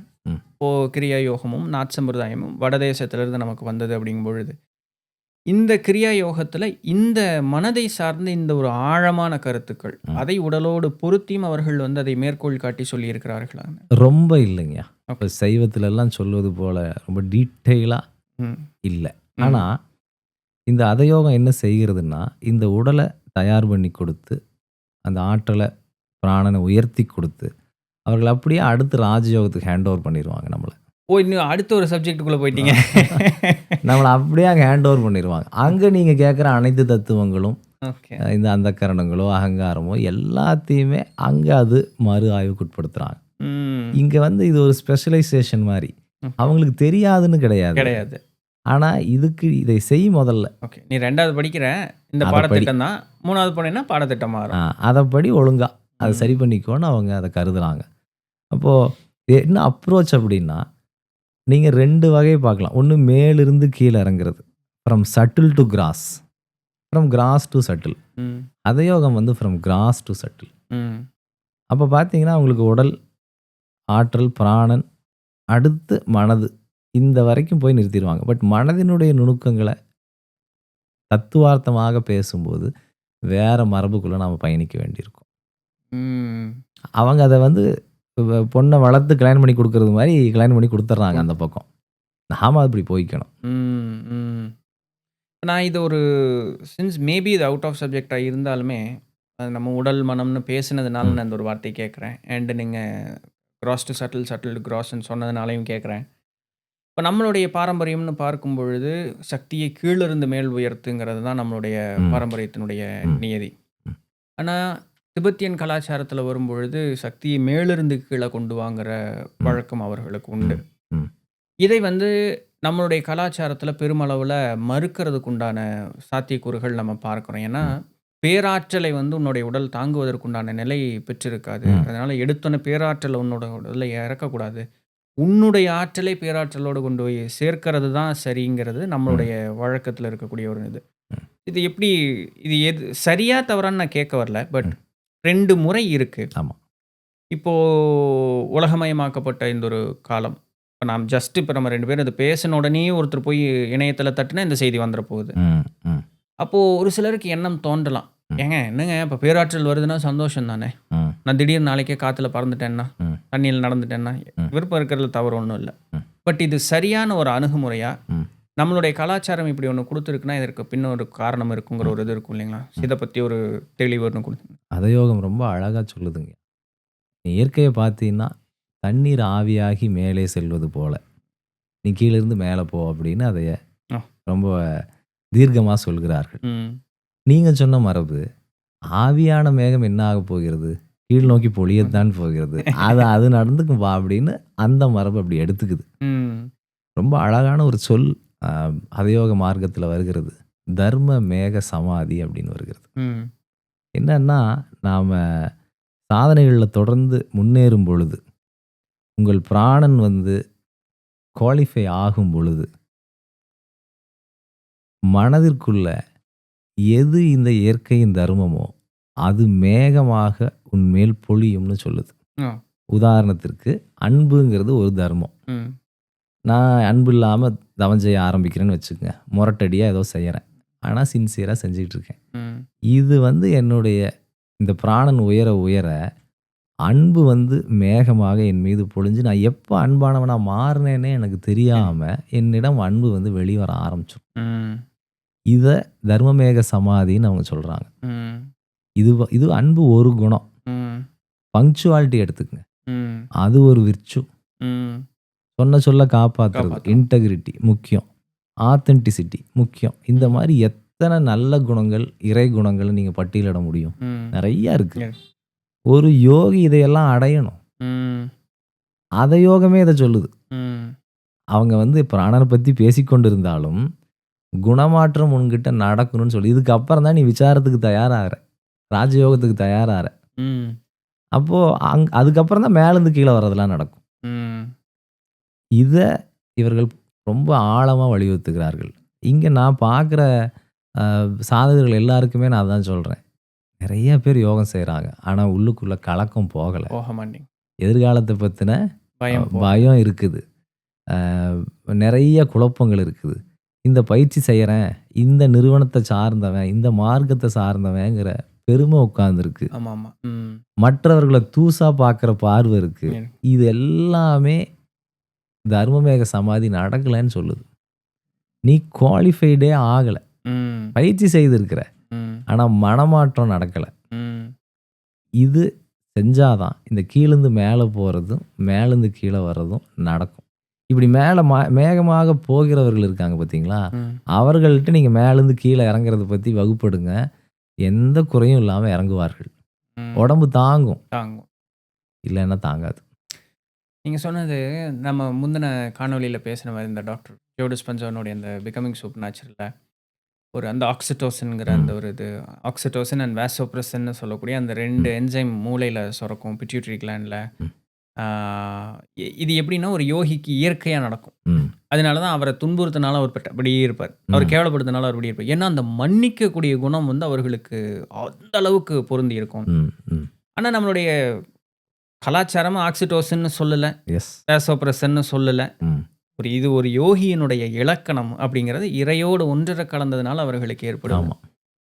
இதை வந்து இன்னைக்கு ஒரு கெமிக்கலாக பயன்படுத்தும் பொழுது, ஒரு நேசல் ஸ்ப்ரேவாக பயன்படுத்தும் பொழுது அந்த மனிதனுக்கு அந்த ஒரு மாற்றம் ஏற்படுது. பட் அது தற்காலிகமான ஒரு விஷயம். ம். நீங்கள் சொன்ன மாதிரி அந்த தவம் செய்ததனால ஒரு ஏற்பட்ட மாற்றம் அவனை இயற்கையாகவே அப்படியே அவனை மாற்றிடுச்சு. அதுதான் அவன் தான் சரியான ஒரு இதில் இருந்திருக்கு. அவன் தான் இலக்கணத்திற்கு உண்டானவன். ஆமாம், ஆமாம், சந்தேகமே இல்லை. நல்லா நீங்கள் இயற்கைன்னு சொல்கிறீங்க பாருங்க. இயற்கைன்னு நீங்கள் வெளியே சொன்னீங்கன்னா எல்லா மக்களுடைய பார்வையில் இந்த மண், மரம், ம். அப்புறம் வானம், அப்புறம் 10 நட்சத்திரங்கள் இதுதான் இயற்கைன்னு பதிஞ்சிருக்கு. பதிஞ்சிருக்கு. ஆனால் இயற்கைக்கு அறிவு உண்டு, இயற்கைக்கு குணம் உண்டு. ம். அதுவும் இயற்கை தான். ம். இப்போ இந்த பூமியோ படைப்போ எடுத்துக்கிட்டிங்கன்னா அண்டத்தில் இருக்கிறது பிண்டத்தில் இருக்குன்னு சொல்கிறோம். ஆனால் இந்த பிண்டத்தில் பயம் இருக்கே, உண்மை. இந்த பிண்டத்தை சுற்றிலும் நிறையா எதிர்மறை எண்ணங்களும் இருக்கே, நேர்மறை எண்ணங்களும் இருக்கே. ம். அது எல்லாம் பிரபஞ்சத்தில் இருக்கு. இருக்கு. பிரபஞ்சமும் தாய்மையோடு இருக்கிறது, ம். பிரபஞ்சமும் தகப்பனாக இருக்கிறது, ம். பிரபஞ்சமும் ஆசிரியனாக இருக்கிறது ஒருவருக்கு. இது எல்லாம் இருக்க தான் செய்யுது. ம். நாம் அதோடு இணையறதில்ல. ம். நாம் அதோடு இணைஞ்சு நிலைமாற்றம் பெறாமல் ரசாயனத்தால் நிலைமாற்றம் பெற்றால் அது பாதிப்பாக தான் முடியும். ஏன்னா இது குரான் படிச்சுட்டு இருக்கிறதுனால என்னுடைய நண்பனோட நேற்று பேசக்கூடிய ஒரு வாய்ப்பு கிடைச்சது. குரானில் இருக்கக்கூடிய அந்த ஒரு வார்த்தை அல் பக்ரான்னு சொல்லக்கூடிய அந்த சூறாவில் இருக்கக்கூடிய ஒரு அப்போது அதில் மூசா அலைஹிஸ்ஸலாமுடைய அந்த காலத்தை பற்றி அதில் சொல்லப்படுது. அதில் இப்போ நம்ம என்னால் அது கோரிலேட் பண்ணிக்க முடியுதுங்கிறதுக்காக சொல்கிறேன். இறைவன் உமக்கு அளித்த நீரையும் இறைவன் உமக்கு அளித்த உணவையும் புசித்து உன்னுடைய வாழ்க்கையை வாழ்வாயா, அது உன்னை இறைவனோட வெகு எளிதில் கொண்டு போய் சேர்க்கும். ஆனால் மனிதனாகிய நீயோ ஒரே சுவையுடையதாக இதை உண்ணுவதற்கு எனக்கு வந்து சலிப்பை தருகிறதுன்னு சொல்லி ஒவ்வாத உணவை ருசிக்காக உண்டு இறைவனுக்கு பாதகம் செய்தவனாக மாறினாய் நீன்னு அந்த ஒரு வசனம் அதில் வருது. அப்படிப்பட்ட உன்னையும் இறைவன் மன்னித்தான்ங்கிற ஒரு வார்த்தையும் வந்துருதுன்னு பாருங்களேன். இப்போ நம்ம சொல்கிறது தான். அப்போ என்னுடைய இயற்கையான குணம் ஒரு இலகுவாக இருக்கிறது தான் என்னுடைய ஆக்சுவல் இயற்கையான ஒரு குணம். ஏன்னா அதே நண்பன் சொன்ன ஒரு விஷயம், உன்னுடைய வேலை என்ன, வா பசிக்குதா ஒரு எளிமையான உணவு உட்கொண்டுக்கோ, தாகம் அடிக்குதா ஒரு நீரோடையில் நீர் இருக்குது பருகிக்கோ, குகைகளில் போய் உட்கார், நீ உன்னுடைய தவம் செய்வது மட்டும்தான் உன்னுடைய வேலை. இரவு நேரம் உமக்கானது அல்ல, பகல் நேரம் மட்டுமே உமக்கானது. ஸோ இதை மட்டும் இது பண்ணி இதை மாறினேன்னா நீ இறைவனுக்கு மாற்றானவன் ஆகிறாயின்னு அந்த ஒரு வார்த்தையை சொல்லுது. பட் அவங்க வந்து இறைங்கிற ஒரு தன்மையை வச்சு சொன்னாலுமே முழுக்க முழுக்க உடலினுடைய தன்மையை பற்றி தான் அவங்க பேசியிருக்காங்க. இயற்கையோடு நாம் பொருந்துறது குறித்து தான் இருக்கு. இன்னும் இலகுவான உணவும் ஒரு தவம் மேற்கொள்ளுவது மட்டும்தான் மீண்டு வராத ஒரு இடத்திற்கு நம்மளை இட்டு அழைத்து செல்லும். ஆமாம், எல்லா விஷயமுமே வந்து ஒரே நோக்கத்துக்கும் ஒரே இதை தான் சொன்ன நடை மாறி இருக்கலாமே தவிர ஆமாம், நோக்கம் ஒன்று தான் இல்லைங்களா? மிக நிச்சயமாக. எக்ஸ்பிரஷனில் மேபி சேஞ்ச் இருக்கலாம். ஓகே, நான் உங்களை பேச விடாம நான் நிறைய எடுத்து சொல்லிட்டு இருக்கேன். பேசுங்க. இப்போது ஒரு குரு சீடன் உறவு அப்படின்னு சொல்லக்கூடிய இது இருக்கு இல்லைங்களா, இது வந்து எல்லா கலாச்சாரத்துலேயும் முக்கியம். நம்ம ஆட்கள் வந்து பயங்கர ஒரு ஸ்ட்ரிக்ட். இப்போது கிரியை அப்படின்னு சொல்லக்கூடிய இந்த கிரியா யோகம்னு சொல்லக்கூடியது, அப்படிங்க அடுத்தடுத்து ஹத யோகம், ராஜயோகம் எல்லாத்தையும் சொல்லிட்டீங்க. இவர்கள் வந்து இந்த குரு சீட உறவை பற்றி எந்த அளவுக்கு முக்கியத்துவம் காட்டியும் மேலோங்கி அதை வந்து சொல்லுகிறார்கள். அது ஒன்று சமயத்தை பொறுத்து. பின் உங்களுடைய தனிப்பட்ட ஒரு கருத்தையும் சொன்னீங்கனாலும் அது உதவியாக இருக்கும். குரு சிஷ்ய உறவுங்கிறது ஒரு எஜமானருக்கு சேவகம் செய்கிற வேலையாள் போல அல்ல. குரு வந்து தன்னுடைய சாரத்தை ஒரு தகுதியான பாத்திரத்திற்கு மாற்றுவதற்கு நம்பிக்கை அளிக்கிற இடத்துல தான் குரு சிஷ்ய உறவு இருக்கின்றன. ம். அப்படி ஒருவர் இருக்கணும். ம். வெறுமனே சொல்றத கேட்குற ஆள் மட்டும் கிடையாது. ஒரு ம். மெஷின் கேட்பது போல அல்ல. இல்ல. அதை தாண்டி ஆ, என்னுடைய ஒரு ஆசான் கேட்பாரு, உன் அறிவில் நிற்கிறியா என் அறிவில் நிற்கிறியான்னு ஒரு கேள்வியை கேட்பாரு. ஸோ அப்படியான கேள்வி. ஆசிரியர் பார்க்கின்ற பார்வையை அடாப்ட் பண்ணிக்கிற ம். ஒரு பாத்திரமாக தான் ஒரு சீடன் இருக்கணும். இதை வந்து ஒரு கிரியா யோக மரபு ரொம்ப கவனமாக பார்க்கிறது. பாபாஜியினுடைய வாழ்க்கையில் நடந்த சம்பவத்தையே சொல்லுவார் அவர். ஒருத்தன் வந்து இந்த ஏரியாவில் பாபாஜி இருப்பார் ம். அப்படின்னு ஒரு மலையை தேடி ரொம்ப நாட்களாக கண்காணித்து வந்து இவங்க கூடாரம் போடும் பொழுது ஒரு பாறை இடுக்கில் ஏறி அசாதாரணமான உயரத்துலேருந்து அவங்கள பார்த்துருவான். ஓ. பார்த்துட்டு உங்களுக்காக தான் இவ்வளோ வருஷம் இந்த மலை முள்ளாக தேடிட்டு இருந்திருக்கேன், என்னை தயவு செஞ்சு உங்கள் கூட்டத்தில் ஏற்றுக்குங்க அப்படின்னு பாபாஜியிடம் அவன் மன்றாடுவான். அவர் கொஞ்சம் கூட சலிச்சுக்கவே பண்ணு. கண்டுக்க மாட்டார். ம். வேணா கீழேருந்து விழு, ஏற்றுக்கிறதெல்லாம் இல்லை அப்படின்னு கடினமாக சொல்லிடுவார். ம். இப்போ இதை கேட்குறவங்க என்ன ஐயா கருணையற்ற மகானவர் அப்படின்னெல்லாம் சிந்திக்கலாம். பதில் கருத்துக்களை போடுவார்கள். ஆனால் அப்படி இல்லை. நீங்கள் ஏற்றுக்கலைன்னா சாகிறத தவிர்த்து எனக்கு வழி இல்லைன்னு அவன் சொல்லுவான். செத்துருன்றுவார். ம். அவன் அங்கேருந்து விழுந்துருவான். ம். விழுந்தோடனே இவர் சீடர்களுக்கு சொல்லுவார், போய் அந்த உடம்பை எடுத்துகிட்டு வாங்க அப்படிமா. சிரமப்பட்டு எடுத்துகிட்டு வருவாங்க. அப்புறம் அவர் அதை குணப்படுத்தி அவனை எழுப்பி உட்கார வச்சு, ம். இந்த ஒரு செயலால் நீ எவ்வளவு தூரம் இதன்பால் பிரியம் கொண்டிருக்கிறாய், என்பால் பிரியம் கொண்டிருக்காய்ங்கிறத பார்க்க முடிகிறது. ம். அடுத்து இந்த ஒரு வழி, இந்த ஒரு இறப்புனால ஒரு பெரிய கர்ம கடனை நீ கம்ப்ளீட் பண்ணிட்ட. இதுக்கப்புறம் you are matured enough to ம். கம் இன் திஸ் அப்படின்னு அவர் அவனை ஏற்றுக்குவார். ஏத்து. இந்த மாதிரி சூட்சமான காரணங்கள் குரு சிஷ்ய உறவுக்கு பின்னாடி இருக்கும். ம். அவர் வந்து அவருடைய அகங்கார திருப்திக்காக, அவருடைய தனிப்பட்ட இச்சைக்காக, அவர் வந்து சீடனுடைய அகங்காரத்தை நொறுக்கணும்னு ஒரு வெளிப்படையான காரணத்திற்காக மட்டும் இப்படி ஒரு உறவில் இருப்பதில்லை. இல்லை. சீடன் வந்து கால மாற்றத்திற்கேற்ப, சூழல் மாற்றத்திற்கேற்ப தன்னை தகவமைச்சுக்கிட்டு எப்படி அதை விடாப்பிடியாக பிடிச்சிக்கிட்டு இருக்கான்னு பார்க்கறதுக்கு ம். ஒரு மரபு காத்திருக்கிறது. ம். ஏன்னா அவங்க ஹேண்ட் ஓவர் பண்ணணும். பண்ணணும். நான் இதை ரெப்ரசன்ட் பண்ணுற ஒரு ஆளாக நீ இருக்க ம். அப்படின்னா நீ எவ்வளோ குவாலிட்டியாக இருக்கணும் அப்படிங்கிறத அவங்க எதிர்பார்ப்பாங்க. ஒரு முதலாளி கல்லாசாவி கொடுக்கறதுக்கு எவ்வளோ யோசிப்பார். ஆமா. அப்போ மரபு என்னென்னலாம் யோசிக்கும். ம். இன்னும் சொல்ல போனால் சிலருக்கு கொடுக்காமல் இருப்பது தான் பாதுகாப்பு. அந்த ஆசிரியருக்கும் சரி, மரபுக்கும் சரி, சீடனுக்கும் சீடன். சரி, எல்லாருக்கும் இல்லை. ம். அப்போது இது பல கணக்குகளால் அந்த உறவு நிர்ணயிக்கப்படுது. ம். ஒரு குருவுக்கு 100 மாணவர்கள் இருக்கலாம், ஆனால் 2 சீடர்கள் தான் இருப்பாங்க, அல்லது ஒரு சீடர்கள் தான் இருக்கிறதுக்கு வாய்ப்பு இருக்குது. மாணவர்கள் இருப்பாங்க, ஆனால் சீடர்கள் ஒரு இருவர் தான். ஆமாம். ஸோ ஓஷோ வந்து ஒரு படிநிலை கொடுப்பார். You first come as a seeker or a student, then you become disciple, hmm. Then you become டிவோட்டீம்பர். ம். அப்படி நிலை மாற்றம் பெறவனாக இருக்கணும். இதைத்தான் குரு சிஷ்ய உறவுன்னு கருதுகிறோம். ம். இது நமக்கு எப்படி தவறாக புரிந்து கொள்ளப்படுதுன்னா, ஆதியார் என்ன சொன்னாலும் செய்யணும், செய்யணும். அவ்வளோதான். ம். இல்லைன்னா அவர் சாபத்துக்கு ஆளாயிருவோம். ம். சபிக்கிறவர் எப்படி குருவாக இருப்பார்? கண்டிப்பா. அப்போது அவருக்குள்ளே இருக்கிறத அவர் இறக்கி வைக்கிறதுக்கு ஒரு தகுந்த ஊடகத்தை தேர்ந்தெடுத்து கொண்டிருக்கிறார். இறையும் விரும்பினால் அது நடக்குது. ம். அதனால தான் விவேகானந்தர் கண்டோன்னா ராமகிருஷ்ணருக்கு அவ்வளோ ஆனந்தம். ஆனந்தம். யார்கிட்ட கொடுக்கலாம், நீ வந்துட்டேன்னு குதிக்கிறார் அவர். அப்படித்தான் எனக்கு அனுபவம்னு பார்த்தீங்கன்னா, நான் நான் வந்து ஆசிரியராக ஆவேன்னு நான் நினச்சது இல்லை.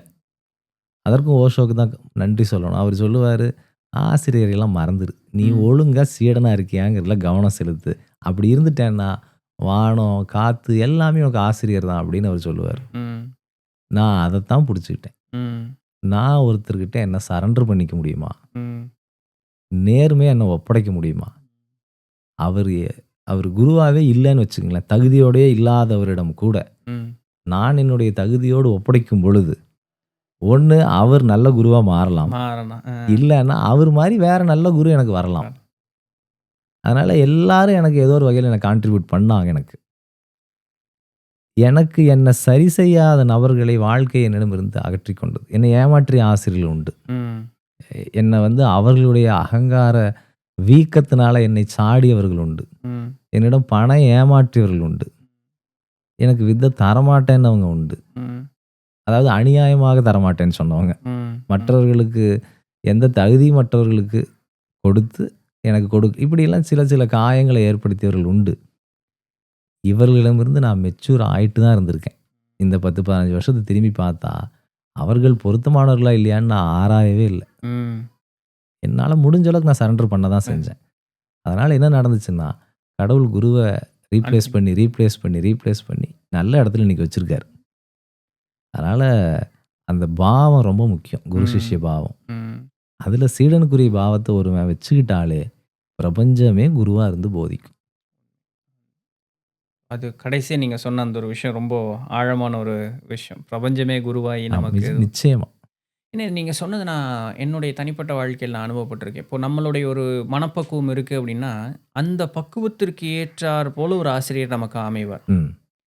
இப்போ அதிலேயே பயணம் செய்து ஒரு முதிர்ச்சியை நாம் அடையும் கால், ம். அந்த முதிர்ச்சிக்கு ஏற்றார் போல ஒரு ஆசிரியர் மாறி வந்துருவார். நாமளும் அந்த இடத்துல பிடிச்சிக்கிட்டு இருக்க மாட்டோம். அடுத்த ஒரு பயணத்திற்கு நாம வந்து கடந்து போய்க்கிட்டே இருப்போம். அண்ட் இந்த இறைங்கிற ஆற்றல் இட் மேக் ஷுர்ஸ் தட் நம்மளுடைய growth-அ வந்து அடுத்தடுத்து ஒரு ஆசான் கொடுத்துட்டே இருக்கிறதுக்கு உண்டான வழியை பார்த்துக்கிட்டே இருக்கு. ரொம்ப நிச்சயம். ரொம்ப நிச்சயம். உண்மை. இப்போ ரொம்ப முன்னாடி பேசின ஒரு இது, ஒரு சாமானியன் அவனுக்காக கொடுக்கப்பட்ட, அவனுடைய முன்னேற்றத்திற்காக கொடுக்கப்பட்ட ஒரு ஒரு ஒரு ஒரு யோக கலை. அதுதான் வந்து கிரியா யோகம் அப்படின்னு சொல்லக்கூடியதுன்ட்டு. இப்போ மக்கள் மத்தியில ஒரு பயம் இருக்கும். ஏன்னா நம்ம ஆரம்பிக்கும் பொழுதே நீங்கள் ஒரு வார்த்தையை சொன்னீங்க. இறைவனிடம் சென்று சேர்வதற்கு உண்டான ஒரு முக்கியமான ஒரு கலைங்கிற ஒரு வார்த்தையை சொன்னீங்க. இப்போ இது குடும்பஸ்தனுக்கு ஆனதுங்கிற அடுத்த ஒரு வார்த்தையை சொன்னீங்க. இப்போ ஆம்பளை பயப்படுறனோ இல்லையோ, வீட்டில் இருக்க பொம்பளை பயப்படும். கண்டிப்பா. ஏன்னா 10 நிமிஷம் செஞ்சா போதுமாமா, 10 நிமிஷம் செஞ்சுட்டு இவர் எங்கேயாவது சன்னியாசியா போயிட்டாருன்னா நான் என்ன பண்ணுறதுன்னு அந்த அம்மாவுக்கு ஒரு பயம் இருக்கும். ஸோ இதுக்கு ஒரு தீர்வு சொல்லுங்களேன். இதுக்கு தீர்வு நியாயமா பார்த்தா இல்லை தான். ஏதாவது ஒரு சமாதானம் சொல்லி தேற்றதான் முடியும். என்னன்னாங்கய்யா, இப்போ ஒரு உறவு எதன் அடிப்படையில் கட்டமைக்கப்படுகிறதுனா, இவர் இல்லாமல் நான் என்ன ஆவேங்கிற பயத்தினால தான் அந்த பந்தமே உருவாகிறது. அப்படியான சூழல்ல வாழ்ந்துகிட்டு இருக்கிறது பிற்காலத்தில் எதையும் அவங்களுக்கு 2 பேருக்குமே நல்லது செய்யாது. வாழ்ந்தோம், ஏதோ பகிர்ந்தோம்னு இருக்கும். ம். ஆனால் அந்த ஜீவன் வந்து விடுதலை அடையிறதுக்குரிய ஒரு ஒரு உயர்ந்த ஸ்திதியில் இருக்கும் பொழுது, அவங்கள இந்த பூமி நோக்கி பிடிச்சு வைக்கிறதோ, இந்த இறுக்கமான உறவுக்குள்ள அவங்கள பிடிச்சு வைக்கிறதோ ஒரு வகையில் பாவம். ம். நீங்கள் ஒரு 10 தடவை என் கூட இருன்னு சொல்லலாம். ம். 11வது தடவை ஒருத்தர் உங்க கூட இருக்கிறதுக்கு சிரமமாக இருக்குது, எனக்கு வேற ஒன்றில் நாட்டம் இருக்குன்னு சொன்னாருன்னா, அவர் ஆன்மீக நாட்டம்லாம் வச்சுருக்க வேண்டாம். எதா இருந்தாலும் வேற எந்த சினிமாவுக்கு உழைக்கிறதுக்கு போகிறேன், இல்லை நான் எழுதுறதுக்கு போகிறேன்னு உலகியல் சார்ந்ததை வச்சுருந்தா கூட அந்த உறவு நல்லா இருக்காதுல்ல. உண்மை. என்னோடு இருக்க பிடிச்சி இருந்தீங்கன்னா ரொம்ப நல்லது. நல்லா நான் ஒரு 4-5 முறை மன்றாடி பார்த்துட்டேன் உன்கிட்ட. அதுக்கு மேலே நீ போகிறேன்னா நான் உன்னை சென்ட் ஆஃப் பண்ணுறதுல ஐம் வெரி ஹாப்பின்னு சொல்கிற மெச்சூரிட்டி தான் இங்கே ரொம்ப தேவைப்படுது. ம். அப்படி இருக்கும்போது ஒரு சாதனை செய்கிறார் அப்படின்னா, அந்த பயந்து கொள்கிற பெண்மணிக்கு நான் கொடுக்குற அறிவுரை, நீங்களும் அந்த சாதனை செஞ்சுருங்க. கணவன் மனைவியா அந்த மார்க்கத்தில் இருங்க. உங்களுக்கு அந்த மாதிரி அசௌகரியத்தை இறைவன் கொடுக்க மாட்டார். எங்கேயும் பொருந்தாமல் இருக்கு.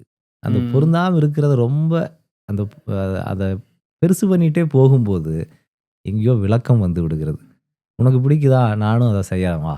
ம். எனக்காக நீ சினிமாவுக்கு வர்றல்ல, ம். நான் உனக்காக இதுக்கு ஒரு தியான வகுப்புக்கு வரேன் வான்னு வர்றது உண்மையாலுமே உறவில் இருப்பவர்கள் செய்வார்கள். இது நான் கேள்விப்பட்டிருக்கேன் உண்மையாலுமே. அவருக்கு பிடித்தது, அதற்கு ஒரு துணை இருந்தா நல்லா இருக்கும் அப்படின்னு ஒரு இது. ஆனா அவர் என்னை வலுக்கட்டாயப்படுத்தல, எதுவுமே பண்ணல. அவருக்காக நான் சென்றேன். இன்னைக்கு வந்து 2 பேரும் சேர்ந்து பயணிக்கிறோம். இதுல எனக்கு ஒரு பெரிய மாற்றம் வந்ததுன்னு கூறியவர்கள் நான் கேள்விப்பட்டிருக்கேன். ஆமாம் ஆமாம், ரொம்ப நல்லா இருக்கும். ம். இவங்களுக்கு வந்து இவங்களுடைய சிற்றின்பங்களை எல்லாம் அது செதைச்சிருமோங்கிற பயத்தினால ம். இவர்கள் அதுக்கு தலைப்படுறதே இல்லை. ம். சரி நீ அப்படி இல்லை, அவனையாச்சும் போக விடுனா என் சிற்றின்பத்துக்கு அவன் தானே சோர்ஸு, அதனால் அவனும் போகக்கூடாது. ஓ. இதெல்லாம் சுயநலத்தினுடைய உச்சம். ஆனால் உண்மையாலுமே ஒரு ஆன்மீகம் அப்படிங்கிறது வந்து குடும்பத்தை சிதைப்பது தான் உண்மையான ஆன்மீகம். ஏன்னா அப்படி ஒரு புரிதல் இருக்குது இல்லைங்களா மக்கள் மத்தியில். ம் ஆன்மீகம் அப்படிங்கிறது வந்து நான் கோயிலுக்கு போவேன், ம் குடும்பத்தோடு போவேன், 4 பேர்த்துக்கு ஏதாவது உணவு அளிக்கணும்னா அதெல்லாம் எனக்கு எந்த பிரச்சனையும் இல்லை. அங்கே போய் என்ன கோரிக்கை வேணாலும் வச்சாலும் அது எனக்கு எந்த கவலையும் இல்லை. ஆனால் அதை நோக்கி ஒரு பயணம்னு நான் போயிட்டு வரேன்னு சொல்லும் பொழுது ஒரு பய உணர்வு வருது. அப்போ அவர்களுடைய கண்ணோட்டம் எங்கே போகுதுன்னா ஒரு ஆன்மீகம் ஒரு ஒரு செட் ரூல்ஸ் ஒரு ஃபேமிலின்னு சொல்லக்கூடியதான் உடைச்சிருது. இதுதான் ஆன்மீகம், அதனால அது தவறுங்கிற ஒரு ஒரு மனப்பாங்கு மக்கள் மத்தியில் இருக்குது. இது சரிதானுங்களா இது உண்மையாலுமே? ஏன் இதனால் நான் அதிக காயப்பட்ட ஆள். நான் ம் ஆசிரியராக என்னிடம் வரும் மாணவர்கள் ஜோடியாக வந்திருக்க மாட்டார்கள். ஓகே. 4 வருஷம் 5 வருஷம் மனைவி மட்டும் வந்திருப்பாங்க, இல்லை கணவன் மட்டும் வந்திருப்பார். இவங்க வந்து இந்த பயிற்சி செய்வதன் மூலமாக, சில உண்மைகளை கற்றுக்கொள்வதன் மூலமாக, வாழ்க்கையை பற்றிய வரைபடத்தை மாற்றிக்கொள்வதன் மூலமாக, கூட இருக்கிறவருடைய அந்த முதிராத மனத்திற்கு கொஞ்ச காலத்திற்கு பிறகு பொருந்த முடியாது. முடியாது. நீங்கள் வந்து சும்மா ஒரு பயணியோட உங்களால் எவ்வளோ பேச முடியும்? உங்களுக்கு பிடிச்ச சப்ஜெக்ட் அவரும் பேசினாருன்னா பயணம் முழுக்க பேசுவீங்க. ஒரு 2 வார்த்தை பேசி அறிமுகமாயிட்டு அவர் வேற ஏதோ ஒரு விருப்பத்தில் இருப்பார், நாம் வேற ஏதோ விருப்பத்தில் பொருந்தவே முடியாது, தூங்கிடுவோம். கண்டிப்பாக. இது வீட்டிலேயே நடக்க ஆரம்பிக்கும். ம் அவர் வந்து தனக்கு தன்னுடைய வசதிக்கு தன்னுடைய சுகத்திற்கு மனைவி ஒத்து வரலைங்கிறதால அவருக்கு யோகத்தின் மேலே சாடல் வரும், ம் மனைவி மேலே சாடல் வரும், எல்லாத்தையும் அப்யூஸ் பண்ண ஆரம்பிச்சிருவார். மனைவி வந்து வேறு வழி இல்லாமல் ஒன்று வகுப்பை விட்டு நின்றுவாங்க, இல்லை சண்டை பெருசாகும். இதை அனுபவிச்சிருக்கேன். அதே மாதிரி கணவர் வந்து வகுப்பு சார்ந்து வந்து ஒரு ஒரு நல்ல நிலைக்கு வந்திருப்பார். வீட்டில் வந்து ரொம்ப அற்பமான விஷயங்களை பேசிகிட்டு இருப்பாங்க, ரொம்ப போனது வந்தது கதையெல்லாம் பேசிகிட்டு இருப்பாங்க. இது அவருக்கு பொருந்தவே பொருந்தாது. நீங்கள் அந்த வகுப்புக்கு போனதுலேருந்து இப்படி ஆயிட்டீங்க அப்படின்னு சாடல் வரும். இதை நான் ரொம்ப அனுபவிச்சிருக்கேன். நான் எல்லாத்துட்டையும் கேட்டுக்கிறது வந்தால் ஜோடியாக வகுப்புக்கு வாங்க அப்படிங்கிறது. அது இல்லைங்கிற பட்சத்தில் எனக்கு இதற்கு தீர்வே இல்லைன்னு கூட தோணும். ஏன்னா அந்த ஜீவன் வளர்கிறதுக்கு தயாராக இருக்கும்போது யார் தடுக்கிறது? அப்போ உறவு எதுக்கு? என்னுடைய வளர்ச்சியை புரிந்து கொண்டு, என்னுடைய நாட்டத்தை புரிந்து கொண்டு, தொந்தரவு செய்யாமல் இருக்கிறதுக்கு, சப்போர்ட் பண்ணுறோமோ இல்லையோ, தொந்தரவு செய்யாமல் இருக்கிறதுக்கு. அவர் உடனே வீட்டை விட்டு ஓடுறேன்னு யாரும் சொல்லலை. இன்னும் இந்த காலத்தில் ஓடுறதுக்கெல்லாம் யாருக்கும் வரும்னு கூட எனக்கு தோணலைங்க. ரொம்ப வெகு சிலருக்கு தான் அந்த தீவிரம் வருது. அவங்களும் திரும்பி வந்துடுறாங்க கொஞ்சம் வருஷத்தில். வீட்டிலேருந்தே பார்த்துக்க முடியும் அப்படின்னு வந்துடுறாங்க. அதனால் தைரியமாக இருக்கலாம். சில மாற்றங்கள் தற்காலிகமாக பயத்தை கொடுத்தாலும் நிரந்தரமாக நன்மையவே செய்யும். நம்ம இந்த ஹியூமன் எவல்யூஷன், மனிதனுடைய நிலை மாற்றம்னு பார்க்குறோம் இல்லைங்களா? நிறைய நேரம் அதை பற்றி பேசணும். பட் வாட் இஸ் திஸ் நிலை மாற்றம்? மனோநிலை மாற்றம் ஓகே, உடல்நிலை மாற்றம் ஓகே, ஆனால் எல்லாமே மனுஷனாவே தான் கண்ணுக்கு தெரிஞ்சுக்கிட்டே இருக்கு. வாட் இஸ் பியாண்ட் அப்படிங்கிற ஒரு கேள்வி வந்து என்றைக்குமே நம்மக்கிட்ட இருந்துக்கிட்டே தான் இருக்கு இல்லைங்களா? ஸோ இப்போ நான் இந்த செய்யக்கூடிய இந்த ஒரு பயிற்சி முயற்சி அப்படின்னு சொல்லக்கூடியதெல்லாம் என்னை எங்கே இட்டு அழைத்து செல்கிறது, என்ன மாற்றத்தை எனக்கு கொடுக்கறது? நான் கண்ண மூடி உட்காந்துருக்கேன், நல்லா தான்ப்பா இருக்குது. ஒரு சில மாதங்கள் பயிற்சி செய்யும் பொழுது இவ்வளவு நாள் இப்படியெல்லாம் இல்லை இருக்கான்னு தெரியாத ஒரு சில அனுபவங்கள் காட்சிகள்லாம் கிடைக்குது. இவ்வளோதானா, இதுதான் ஹியூமன் எவல்யூஷனா அப்படின்னு சொல்லக்கூடிய அந்த ஒரு இது இருக்கு இல்லைங்களா? இது எங்கே நம்மளை இட்டழைத்து செல்லுகிறது நமக்கு உண்மையாலுமே?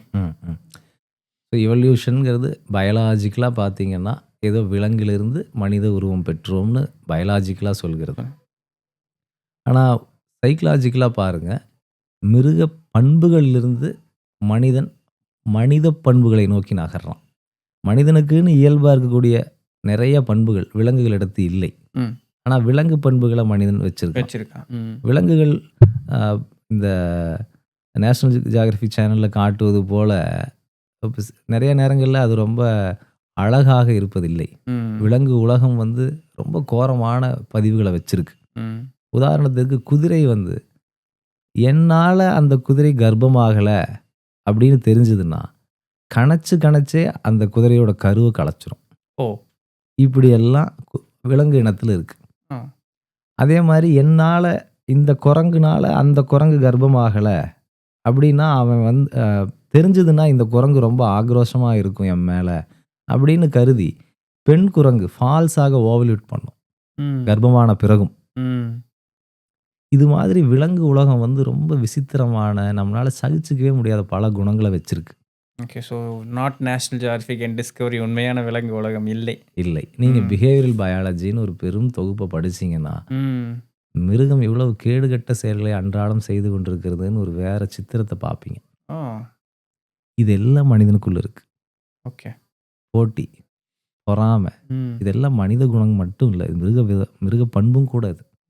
ஓகே. ஸோ அப்போ நம்ம வந்து மிருகத்திடம் இது போல எண்ணம் இல்லைன்னு நம்ம சொல்லக்கூடாது. மனிதனுடைய குணமே இல்லை அப்போ இது. அந்த மிருகப்பதிவு தான். ம். மனிதனுக்கு மனதால வரக்கூடிய சில சிக்கல்கள் இருக்கு பாருங்க, அது மனிதனுக்கே உரிய புரியுது. எக்ஸ்க்ளூசிவ் சிக்கல்ஸ். ஓகே. ஆனா சிலது வந்து மிருகத்தினுடைய கண்டினியூட்டி. ம். சக்கரங்களை பத்தி சொல்லும்போது மூலாதாரம் வந்து அனிமல் கண்டினியூட்டின்னு சொல்லுவாங்க. ஓகே. அனிமலுக்கு சர்வைவலும் ரீப்ரொடக்ஷனை தவிர்த்து வேறு சிந்தனை இல்லை. இல்லை. அதனுடைய எக்ஸ்டென்ஷனாக மனுஷன் வந்து உட்கார்ந்துருப்பான். நீங்க பார்க்கலாம், கல்யாணம் ஆனோன்னா குழந்தை இல்லைன்னு அத்தனை பேரும் ஆர்ப்பரிக்கிறது என்னன்னு நினைக்கிறீங்க? ம். மிருக பண்பு தான் அது. Correct. குழந்தை இல்லைன்னா அந்த பெண்ணை போட்டு பாடா படுத்துறதுல இருந்து, குழந்தை இல்லைன்னா வாழ்க்கையே இல்லைன்னு யோசிக்கிற அளவுக்கு போறது, அதை வந்து ரொம்ப இழிவா பார்க்கறதுங்கிறது எல்லாமே மிருகத்தினுடைய கண்டினியூட்டி. ம். ஏன்னா மிருகம் அந்த ரெண்டுக்காக தான் வாழுது. ம். ஸோ இங்க இருந்து அந்த அனிமல் நேச்சர்லேருந்து மனிதன் இவால்வ் ஆகிறான், ம். மனுஷனா ம். மனித பண்புகளை இன்ஹெரிட் பண்ணுறான், ம். தொடர்ந்து வாழ்ந்து கொண்டே இருக்கிறான். அவன் வந்து நிறைய கண்டுபிடிக்கிறான், பகிர்ந்துக்கிறான், எல்லாம் பண்ணுறான். இங்கிருந்து அவன் அடுத்து தெய்வீக உருமாற்றத்திற்கு செல்வது அவனுடைய எவல்யூஷன். மனிதன் இப்படி செயல்பட முடியுமான்னு நாம் யோசிக்கிற மாதிரி சில மகான்கள் வாழ்ந்திருக்கிறார்கள். ம். சிலர் இல்லை, பலர் சொல்லலாம். ம். ரொம்ப டிஸ்டிங்க்டான பீப்புளாக இருந்திருப்பாங்க. திஸ் இஸ் நாட் ஹியூமன்லி திங்னு நமக்கு தெரியும். ம். அது வந்து தெய்வீக அவரை தாண்டி தெய்வீகம் அவருக்குள்ளே இறங்கியதால் தான் அது நடந்துச்சுன்னு நாம் உறுதியாக பார்க்கலாம். ம். அதெல்லாம் அவருடைய எவல்யூஷன். ம். அப்படித்தான் அவர் லிபரேட் ஆகவே முடியும். ஓகே. அதுதான் அந்த லேடரே, animal to human, human to divine. Hmm. நம்மளுடைய மூளைக்குள்ளே ரெப்டீலியன் பார்ட்டுன்னு இருக்குது. நம்ம அந்த இடத்த தொடும்போது நாம் அனிமல் மாதிரி பிஹேவ் பண்ணுவோம். ம். இப்போ நம்ம சிவிலைஸ்டாக இருந்துகிட்டு இருக்கோம், ம். நமக்கு சர்வைவலுக்கு த்ரெட் இல்லை, நல்லபடியாக இருந்துகிட்டு இருக்கோம், சாப்பாடு பிரச்சனை எதுவுமே இல்லை. Now we play the role of human very easily. ம்.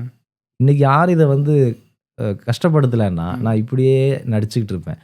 ஆனால் என்னை எங்கேயாவது இன்டிமிடேட் பண்ணி என்னுடைய ரெப்டிலின ஏரியாவை தொட்டுட்டிங்கன்னா என்கிட்ட இருந்து மிருகம் வெளியே வரும். கண்டிப்பாக. எங்கேயும் போகலது, என்கிட்ட தான் இருக்குது. ஒன்றும் இல்லை, நம்ம வீட்டு முன்னாடி ஒருத்தன் வண்டி கொண்டு வந்து நிறுத்திட்டான், அவன் ஒரு குணம் மாறி போயிடுது ஆமாம். இல்லைங்களா? அவ்வளோ நேரம் சமத்துவம் பேசினவனுடைய குணம் வந்து வீட்டு முன்னாடி நிற்கிற வண்டி வந்து நின்றுனா மாறிடும். ஆமாம். இந்த animal tendency to human tendency வர்ற ஃப்ளக்சுவேஷனை ஹேண்டில் பண்ணுறதுக்கு தான் ரிலீஜியன்ஸ். ஓகே. ஹியூமன் டெண்டன்சிலேருந்து டிவைன் டெண்டன்சி, மனித பண்புகளிலிருந்து தெய்வீக பண்புகளில் வரக்கூடிய ரிஃப்டை சரி பண்ணுறதுக்கு தான் ஸ்பிரிச்சுவாலிட்டி. ம். அதனால தான் பெரு மதங்களுக்குள்ளே பார்த்தீங்கன்னா க்ரீம் பார்ட்டாக ஸ்பிரிச்சுவாலிட்டி இருக்கும். ம். உதாரணத்துக்கு இஸ்லாத்தினுடைய ஒரு கிளையாக சூஃபிசம் வந்து உட்கார்ந்துருக்கும், ம். புத்திசத்திலேருந்து ஜென் பிரிஞ்சிருக்கும். ஸோ இது மாதிரி ஒரு பெரிய அடர்ந்த மதத்தொகை வந்து மனிதனுக்கும் விலங்குக்கும் நடுவில் பண்படுத்துகிற ஒரு சூழலை கொண்டு வந்திருக்கும். அதுக்கப்புறம் ரியல் ஸ்பிரிச்சுவாலிட்டின்னு வரும்போது இந்த சடங்கு, கோவில் இதெல்லாம் கடந்து போகிற இடம் வரும். இப்போ தெரியுதுங்களா, நம்ம கோயிலுக்கு போகிறதுல கம்ஃபர்ட்டாக இருப்போம், ம். இந்த மாதிரி சத்சங்கங்களுக்கு போகிறது நமக்கு ஒத்து வராது. ஒத்து வராது. ஏன்னா அது உன்னை போக் பண்ணும். ம். அங்கே சிலையாக விக்கிரகமாக இருக்கிற கடவுள் நீ என்ன பேசினாலும் கேட்டுட்டு சும்மா இருக்கும். ஆசிரியர் இருக்க மாட்டார், உனக்கு குடைச்சலை கொடுப்பார், ம். நீ வச்சிருக்கிற எல்லா கருத்துக்களையும் உடைப்பார். ம். ஒரு ரியல் டீச்சர் வந்து டிஸ்டர்ப்டாக வந்தீங்கன்னா ம். உங்களை ஹார்மோனைஸ் பண்ணுவார், ம். ஹார்மோனியாக வந்தீங்கன்னா டிஸ்டர்ப் Disturb பண்ணுவார். பண்ணுவார். நீ ரெடியாக இருக்கியா சரியாக இருக்கியான்னு பார்த்து மிதிக்க தான் செய்வார். Correct.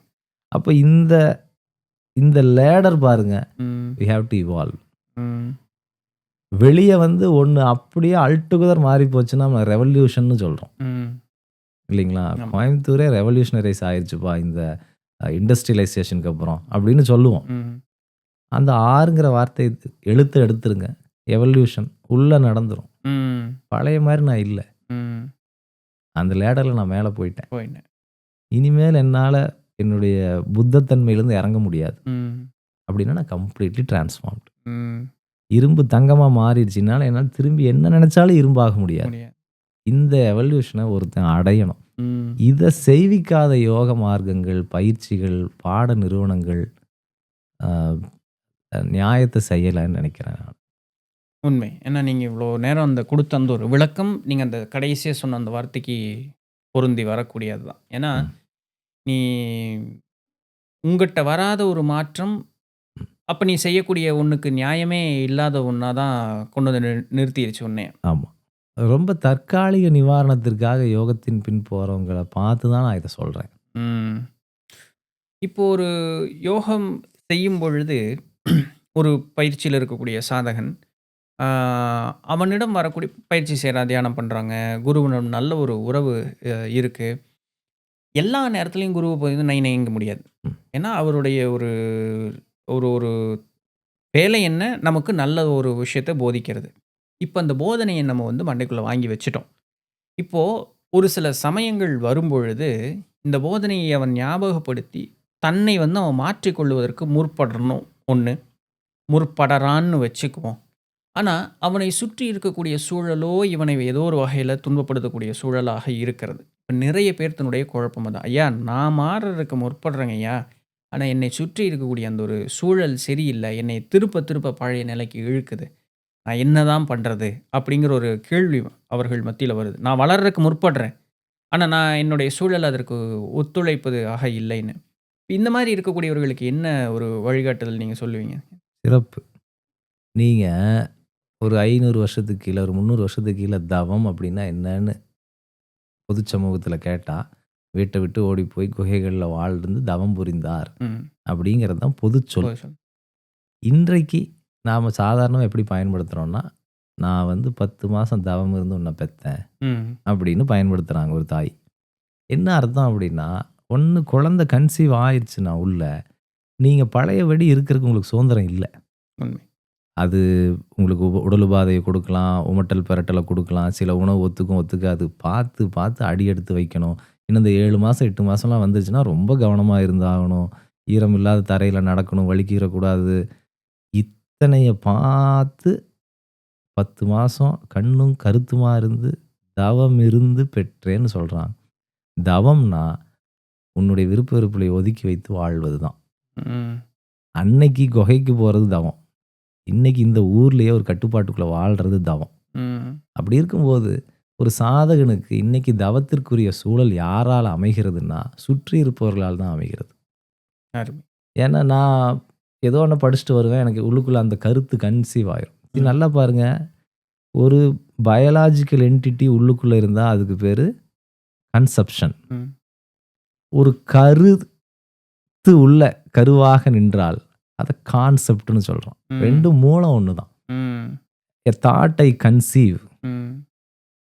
ஒரு உயிர் ஐ கன்சீவ். 2ம் ஒண்ணு தான். இது இந்த வூம்புல இருக்கு. இது இந்த வூம்புல இருக்கு.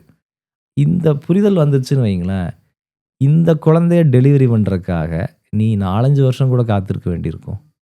அது கணவனால இருக்கலாம், பிள்ளைகளால இருக்கலாம். உனக்கு தவத்த தாங்கிறதுக்கு வல்லமை இருந்துச்சுன்னா, you will deliver well. Else it will be aborted. ம். அதற்காக பார்த்தீங்கன்னா, இந்த ஏற்பாடு இருக்கு. சுற்றி இருப்பவர்கள் குடைச்சல் கொடுப்பாங்க. நீ நிக்கணும். வாத்தியார் சொன்னது பிடிச்சிருக்கும். வாழ்க்கை ஒரு மாரி இருக்கும். ம். படிச்சு புரிஞ்சது வந்து வேற தவிப்பை ஏற்படுத்தியிருக்கும். இங்க மனிதர்கள் வேற குடுப்பாங்க.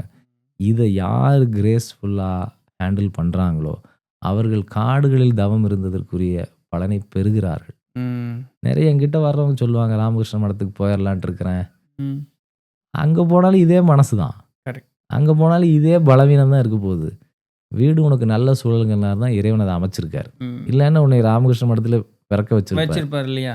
அப்ப நீ பேசாம இங்க இரு. ம். செய்ய முடிஞ்சதை செய். உள்ள அடக்கி வை. தவத்திற்கு நெருப்பென்று இன்னொரு பேர் இருக்கு. ம். கம்ப்ரஸ் பண்ணி வைக்கும்போது சூடு அதிகமாகும். ம்.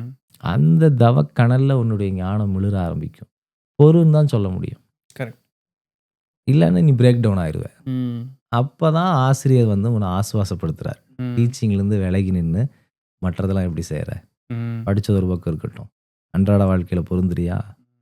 சிரிக்கிறியா? ம். சகஜமா இருக்கியா? ம். 4 பேருக்கு உதவுறியா? இப்படித்தான் அதை எடுத்துட்டு போக முடியும். இதை செய்யறதுக்கு தடைகள் வரும். You have to sustain. நேத்து நீங்க சொன்ன அந்த ஒரு வார்த்தைய நேத்து ஒரு ஐயாட்ட பேசிட்டு இருந்தேன். அவர் வந்து நம்ம ஆன்மீகமும், அறிவியலும் நல்ல கோர்வையா நல்லா பேசக்கூடிய நல்ல ஒரு முதிர்ந்த ஒரு நிலையில இருக்கக்கூடியவர். அப்போ அவர் வந்து இந்த கார்ல் யங்ன்னு சொல்லிட்டு ஒருத்தருடைய கூற்ற வந்து முன் வச்சு சொன்னார். என்னன்னா, ஒரு மனிதனுடைய வாழ்க்கை ஒரு பெண்டுலம் போல. இப்படி போனா இப்படி வரும். ம். இப்படி வந்தா இப்படி போகும். இதுல எந்த மாற்றமே இல்ல. அப்போ ஒரு மனிதன் வந்து தன்னை இப்படித்தான் இருக்க வேண்டும்னு ஒரு பக்கம் இழுத்தான் அப்படின்னு சொன்னா, விச் இஸ் ராங். ஆனா, அவன் இப்படித்தான், இதுதான் அப்படின்னு தன்னை ஒரு பக்கம் இழுத்தான்னா, ஒரு நாள் இல்லைனாலும் ஒரு நாள் அந்த அந்த ஒரு இழுவை அருந்தே தீரும். அவன் இன்னொரு இடம்ங்கிறதுக்கு அவன் வந்தே தீருவான். ஆமா. என்ன பிரச்சனை? இவன் இங்கேயே இருந்துட்டான். இந்த இடத்த பத்தி அவனுக்கு இந்த இடத்த அவன் ஏற்கனவே தவறுன்னு நெனச்சிருக்கான். ஆனா என்னமோ, இது மேல அவனுக்கு நாட்டம் இருந்தே தீரும். அவன் ஏமாத்திக்கலாம். அப்படியெல்லாம் இல்ல, அது இதுன்னு. ஆனா இது அருந்து இந்த இடத்துல வரும்பொழுது, சும்மா விட்டிருந்தா கூட அவனுக்கு அந்த பிரச்சனை வந்திருக்காது. ஆமா. அதுக்கப்புறம் அவனுக்கு வந்து ரொம்ப பூதாகரமாக அது வரும். ஆனால் இது இயற்கை. ம். அப்போ ஒரு மனிதனுக்கு நற்குணம் இருக்குன்னா, தீய குணமும் இருக்கிறதுங்கிறத அவன் ஒப்புக்கொண்டுட்டான்னா, ஆமா. இந்த இந்த பிரச்சனை அவனுக்கு வந்து வரவே வராது. மிகச்சரி. ஏன்னா, அவனுக்குள்ளேயே அவன செல்ஃப் இன்ட்ரோஸ்பெக்ட் பண்ணி அது ஈஸியா கடந்து போயிரலாம். ம். என்னைக்கு ஒரு மனிதன் தன்னை மறுக்கிறானோ, தன்னுடைய உணர்வுகளை மறுக்கிறானோ, அங்கேயே அவன் தோல்வியை சந்திக்க ஆரம்பிக்கிறான். இந்த மறுத்த கோட்பாடுகளை அவன் மறுபடியும் சந்திப்பதற்கு ஒரு காலம் வந்தே தீரும். அங்க தான் அவனுக்கு ஆக்சுவலா பிரச்சனை வரும் அப்படின்னு சொல்லிட்டு. ஆமா. இப்ப நிறைய பேர் வந்து ஒரு நல்ல உயர்ந்தவர்கள் நிறைய ஒரு அவதூறான ஒரு சில செய்திகள்ல போய் சிக்குவது அப்படிங்கிறது நம்ம காலத்துல பார்த்துட்டு இருக்கோம். இதெல்லாம் காரணம் இதுதான். ஒரு இமேஜ் ஃபார்ம் ஆயிடுச்சு. ம். இமேஜ காப்பாத்தணுங்கிறதுக்காக தன்னை ஒரு ஆர்ட்டிஃபிஷியலா ஒரு இடத்துல அவன கொண்டு போய் பொறுத்துறான். ம். பட் சுயம் வந்து என்ன பண்ணுது? "ஏய் இது சும்மாடா, இது கிடையாது. உன்னுடைய சுயம் வேற." அது இழுக்கிறதுக்கு பாக்குது. ஒரு நாள் அது அறும். ஆமா. அங்க தான் அப்போ ஒரு மனிதன் தனக்கு இருக்கக்கூடிய உணர்வுகளை அவன் ஒப்புக்கொள்ளணும் இல்லைங்களா? அவன் மறுக்கக்கூடாது. ஆமா. ஆமா. தன்னோட அவன் சண்டை போடக்கூடாது ஃபர்ஸ்ட் ஆஃப் ஆல். ஆமா. பதஞ்சலி இத ரொம்ப சரியான சொல்லோட நமக்கு இத கையாள சொல்றாரு. ராகம், துவேஷம்னு 2 சொல்ல சொல்றாரு. ம். நான் என்னுடைய குணங்கள் மீதோ, மனிதர்கள் மீதோ விருப்பத்தோட இருந்தேன்னா, ஒரு மோகத்தோட இருந்தேன்னா அதெல்லாம் ராகம். ம். நான் அத வெறுக்கிறேன்னு வைங்களேன், எனக்கு பிடிக்கல. நான் அப்படி இருக்கிறது எனக்கு ஒத்துக்கலன்னா அதெல்லாம் துவேஷம். ம். இந்த 2ம் உன்ன பந்தப்படுத்தும். ஓகே. நீ வெறுக்கிறேங்கிறதால உன்ன விட்டுலாம் அது போகாது. போகறதில்ல. ம். நீ வெறுக்கிறதால அதுக்கு இன்னும் வலுவ கூட்டிட்டே தான் இருக்க. நீ விரும்புறதாலயும் வலு கூடுது. ம். வெறுக்கிறதாலயும் வலு கூடுது. ம். 2யும் விட்டுட்டு தயவு செஞ்சு அத சும்மா இருக்கா? இருக்கியா? ஆமாய்யா. ம். இவனுக்கு எங்க என்ன தடைன்னா, தன்னுடைய அடையாள தடை இருக்கு. கரெக்ட். நான் சன்னியாசின்னு சொல்லி ஒரு அடையாளத்தை ஏற்படுத்திட்டேன். நான் பிரம்மச்சரின்னு சொல்லி ஒரு அடையாளத்தை ஏற்படுத்திட்டேன். நான் போய் வடை, போண்டா சாப்பிட விரும்புறேங்கிறத வெளிய சொல்றதுக்கு எனக்கு கஷ்டமா இருக்குங்கும்போது, மறைச்சு சாப்பிட வேண்டியதா சாப்பிட இருக்கு. வேண்டியது. அப்புறம் அது ஒரு நாள் வெளிய வரும். ம். என்னைய அன்னைக்கு அந்த பேச்சு பேசினா இப்ப வடை சாப்பிட்டுருக்கான் அப்படின்னு ஒரு அவதூறுக்குள்ள ஆளாகத்தான் செய்யும். கரெக்ட். இதுக்கு சிறப்போட இரு. ம். ஆமாங்க, இன்னும் வடை சாதனை செஞ்சுட்டு தான் இருக்கேன். அது இன்னும் நான் தாண்டல. அதுக்கு தவம் தேவைப்படுது எனக்கு. ம். இது எவ்வளவோ சுலபம். உண்மை. இன்னும் சொல்லப்போனா, நீங்க வந்து இன்னார் தான்னு ஒரு பிக்சர் குடுத்துட்டீங்கன்னா, பக்கத்துல இருக்கிற ஆள் வந்து முடிவு எடுத்துக்குவான். இவன அணுகலாமா? வேண்டாமான்னு. கரெக்ட். இந்த சுதந்திரத்த ஒருத்தருக்கு நீங்க குடுக்கணும். ம். இப்போ நான் அப்படி சொல்லிட்டேன்னு வைங்களேன், வர்ற 10 பேர்ல 4 பேர் வரமாட்டார்கள். கரெக்ட். பரவால்ல. இந்த 6 பேரோட நான் என்னை புரிஞ்சுகிட்டு இருக்கிறவனோட நான் சாதகம் பண்ணிட்டு போய்க்கிறேன். கரெக்ட். நீ மறைச்சிருந்துட்டு அந்த 4 பேருக்காகவும் ஆசைப்பட்டேன்னு வைங்க, கடைசியில தெரிய வரும்போது அந்த 4 பேர் தான் முதல் கல்ல வீசுவான். கரெக்ட். எதுக்கு இந்த கஷ்டம்? ம். ஐ அம் திஸ். ம். இது எனக்கு அந்த ஞானியும் பேர மறந்துட்டேன். சீடர் பேரையும் மறந்துட்டேன். ஆனா மேட்டர் என்ன அப்படின்னா, இந்த சீடர் 2 பேருமே பாப்புலரான ஆட்கள். நான் டக்குன்னு மறந்துட்டேன். இப்போ அந்த சீடராக இருக்கக்கூடியவர் ஆசானை அணுகி செல்லுகிறார். ஆசான் சீடன் கண் முன்னாடி எப்படி இருக்கிறார்னா, நல்ல அப்படியே ஒரு பெரிய ஒரு ஒரு ஒரு நல்ல ஒரு அருமையான ஒரு சிம்மாசனம் போல இருக்கக்கூடிய ஒரு இருக்கையில அமர்ந்துட்டு, சுத்தியும் நல்ல அழகியர்கள் அவர்களை சுத்தி இருந்து, அவர் மீது விழுந்து அப்படியே இருக்கக்கூடிய ஒரு காட்சி வந்து தெரியுது. இதற்கு முன் வந்த மாணவர்கள், நீ எல்லாம் எப்படியா குரு?" அப்படின்ட்டு போயிடுறாங்க. இவர் என்னவோ அங்க போய் அங்க பேசாம அவர் நின்னுடுறார். அப்போது எங்கே வந்த என்ன என்ன ஏதுன்னு அவர் கேட்கும் பொழுது, இல்லை இந்த மாதிரி பாடங்கத்துக்கு வந்திருக்கேன். அப்படியா சரி அப்படின்னு சொல்லிட்டு, சரி சேர்ந்துக்கிறியா இது பண்ணுறியான்னு, ஓ நான் தாராளமாக இது பண்ணிக்கிறேன். அந்த காட்சி ரூபங்கள் மாறி போயிடுது. அது வெறும் ஒரு பிம்பம் தான் அது. ம், ம். இவருடைய இது என்னன்னா, ஒரு குரு எப்படி வேண்டுமானாலும் இருந்துட்டு போட்டோம். எனக்கு அவர் எப்படிங்கிறதெல்லாம் எனக்கு முக்கியம் இல்ல. கரெக்ட். அவரிடம் இருக்கக்கூடிய அந்த ஒரு ஞானம் மட்டும் தான் எனக்கு வேணும். நான் யார் அவரை போய் ஜட்ஜ் பண்றதுக்கு உண்டான ஒரு இது. ம், ம். அப்ப அந்த ஞானம் மட்டும் தான் வேணும். அதை பொருந்தி நின்ற அந்த ஒரு சீடன், இது ஒரு சோதனையாக வரும்போது, இது வெறும் காட்சி ரூபம்ங்கிறதாக மாறிவிடுகிறது. அப்ப இந்த குரு வச்ச ஒரு டெஸ்ட். ம். ஒரே மாணவன் தான் அதில பாஸ் ஆனான். ம். ஆனா, அந்த மாணவன் சிறந்த மாணவன். இன்னைக்கு நாம நம்ம பேர் வேணா மறந்திருக்கலாமா இருக்கும். ஆனா, இருவரும் பெரியவர்கள். நமக்கு ம். பேர் சொன்னா தெரியக்கூடிய ஒரு நிலையில இருக்கக்கூடியவர்கள். ம், ம், ம். அப்ப அந்த குரு சோதிச்சு பார்க்கும்போது, ஒரு மாணவன் தன்னை பக்குவப்படுத்தி, காட்சி ரூபங்கள நீக்கி, குரு எப்படிப்பட்டவர்ன்னு மட்டும் பார்க்கணும். இல்லைங்களா? அவருடைய நெகட்டிவ், பாசிட்டிவ் பார்க்கறது நம்ம வேலை அந்த இடத்துல கிடையாது. ஆமா. எனக்கு அங்க ஏதாவது கிடைக்குமா? கிடைக்குமா? குடுத்தாருன்னா நல்லது, நன்றி. அவர் வாழ்க்கைய வாழ்ந்துட்டு இருக்காரு. கரெக்ட். ஹூ ஆம் ஐ ஹியர்ங்கிற இடம் தான் தேவை. ம். சீடர்களோடு அல்லது மாணவர்களோடு வர்ற சிரமங்கள் ஒரு ஆசிரியரா நான் அனுபவிச்சிருக்கேங்கிறதால சொல்றேன். அவங்களுடைய எதிர்பார்ப்ப ஃபுல்ஃபில் பண்ணலன்னா, பாடத்த விட்டுட்டு போற மாணவர்கள்லாம் நான் உண்டு. பார்த்துருக்கேன். ம். ஊருக்கு கூட்டு போல. ம். நான் உங்கள வந்து அவ்வளோ கேட்டேன். ம். நீங்க வந்து என்ன அ அந்த பயணத்துல என்ன நீங்க இணைச்சுக்கல. அதற்கு நீங்க சொல்ற காரணம் எனக்கு ஏற்பு இல்ல. ம். அதனால நான் இனிமேல் படிக்க வரல. இப்படி சொன்ன ஆட்கள் உண்டு. ஆ. இன்னும் அடுக்குவேன் நான் இந்த மாதிரி. ஓ! ஆனா இப்படியெல்லாம் மனங்கள் எப்படி செயல்படும்னு எனக்கெல்லாம் தெரியல. என் வாத்தியார்லாம் என்ன அடிச்ச அடிக்கு, ம். நான் வந்து அழுதுட்டாலும் அங்க தான் நின்னுட்டு இருப்பேனே ஒழிய, இடத்த விட்டு நகர்ந்ததில்ல. ம். என்றைக்கு அவருடைய நிம்மதி போச்சுன்னு அவர் சொல்லும் பொழுது தான் நான் விலகி நிக்க பார்க்குறேன். ம். அதுவரைக்கும் ஏதோ வந்துட்டோம். எவ்வளோ தாங்க முடியுமோ தாங்குவோம்னு தான் வெயிட் பண்ணிட்டுருக்கோம்.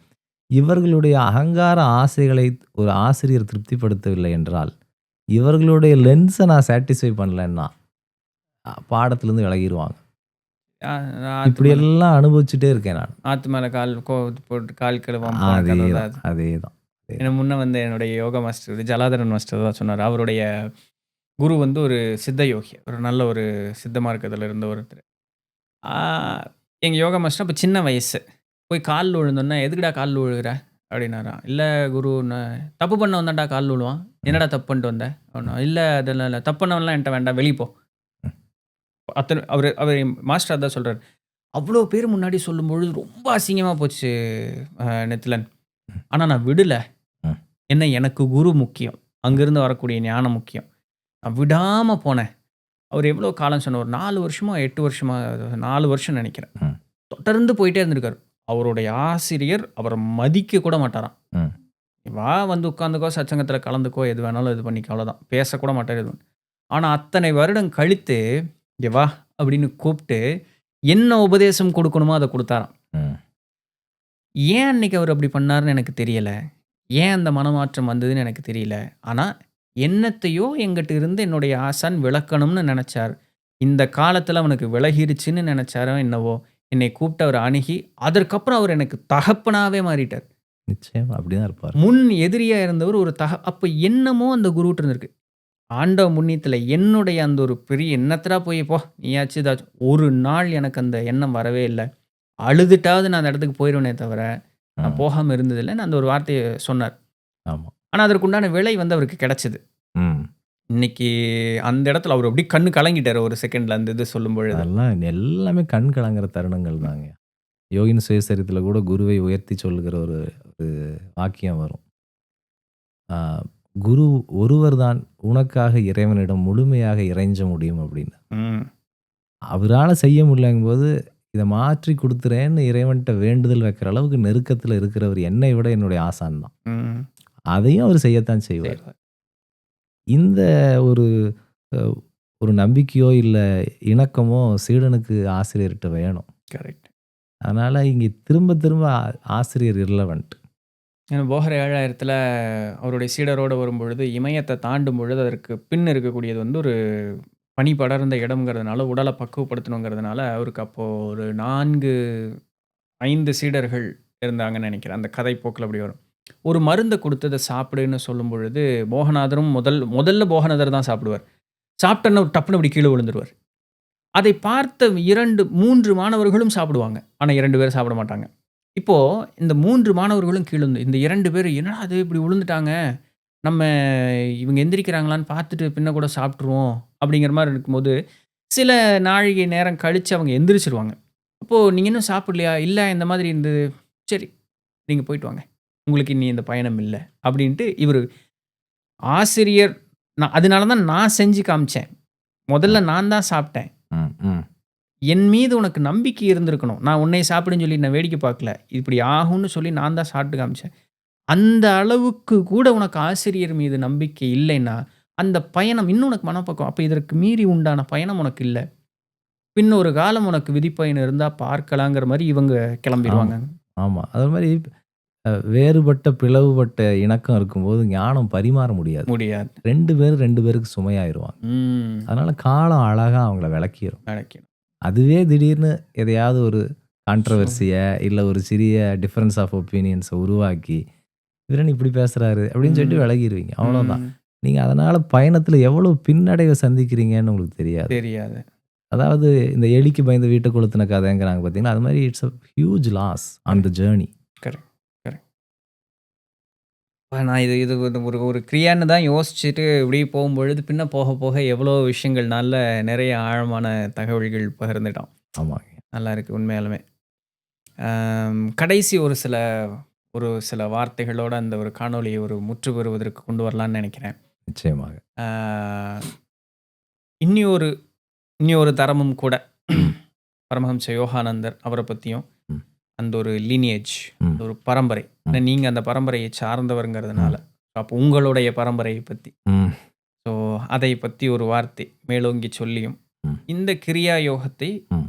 ஏன் மக்கள் வந்து தன்னுடைய வாழ்க்கையில் ஒரு அங்கமாக பயன்படுத்தி கொள்ளலாம் அப்படிங்கிறத பற்றியும் நீங்கள் ஒரு வார்த்தை, ஒரு ஃபைனல் டச் கொடுத்தோம்னா அதோட ஒரு எண்டிங் வந்து நல்லா இருக்கும் அப்படின்னு நினைக்கிறேன். ம். ரொம்ப சிறிய பொருள்களோடு ஒப்பிட்டு சொல்ல வேண்டிய நிலைமை வந்துருச்சுங்கிறதால அந்த உணர்வோட சொல்றேன். மக்களுக்கு அந்த ஒப்பீடு குடுக்கும்போது தான் புரியுது. ஓகே. இப்ப நாம ஒரு நிதி நிறுவனத்தில பணம் போடுறோம். ம். இல்ல ஒரு உணவகத்தில போய் உணவு அருந்துறோம்னா கூட, அது 100 வருஷம் கடந்த ஒரு நிறுவனங்க. ம். நம்பி போலாங்க அப்படின்னு எல்லாம் சொல்றோம். அதே மாதிரி தான் நீங்க ஒரு பயிற்சிக்குன்னு ஒரு மரப தேர்ந்தெடுக்கும்போது, அது எத்தனை 1000 ஆண்டு காலம் காலத்தால் சோதிக்கப்பட்டிருக்கிறதுன்னு பார்க்கணும். காலம் தான் சிறந்த சோதனை செய்கிற ஒரு கருவி. டைம் டெஸ்டட்ன்னு சொல்லுவோம். ம்.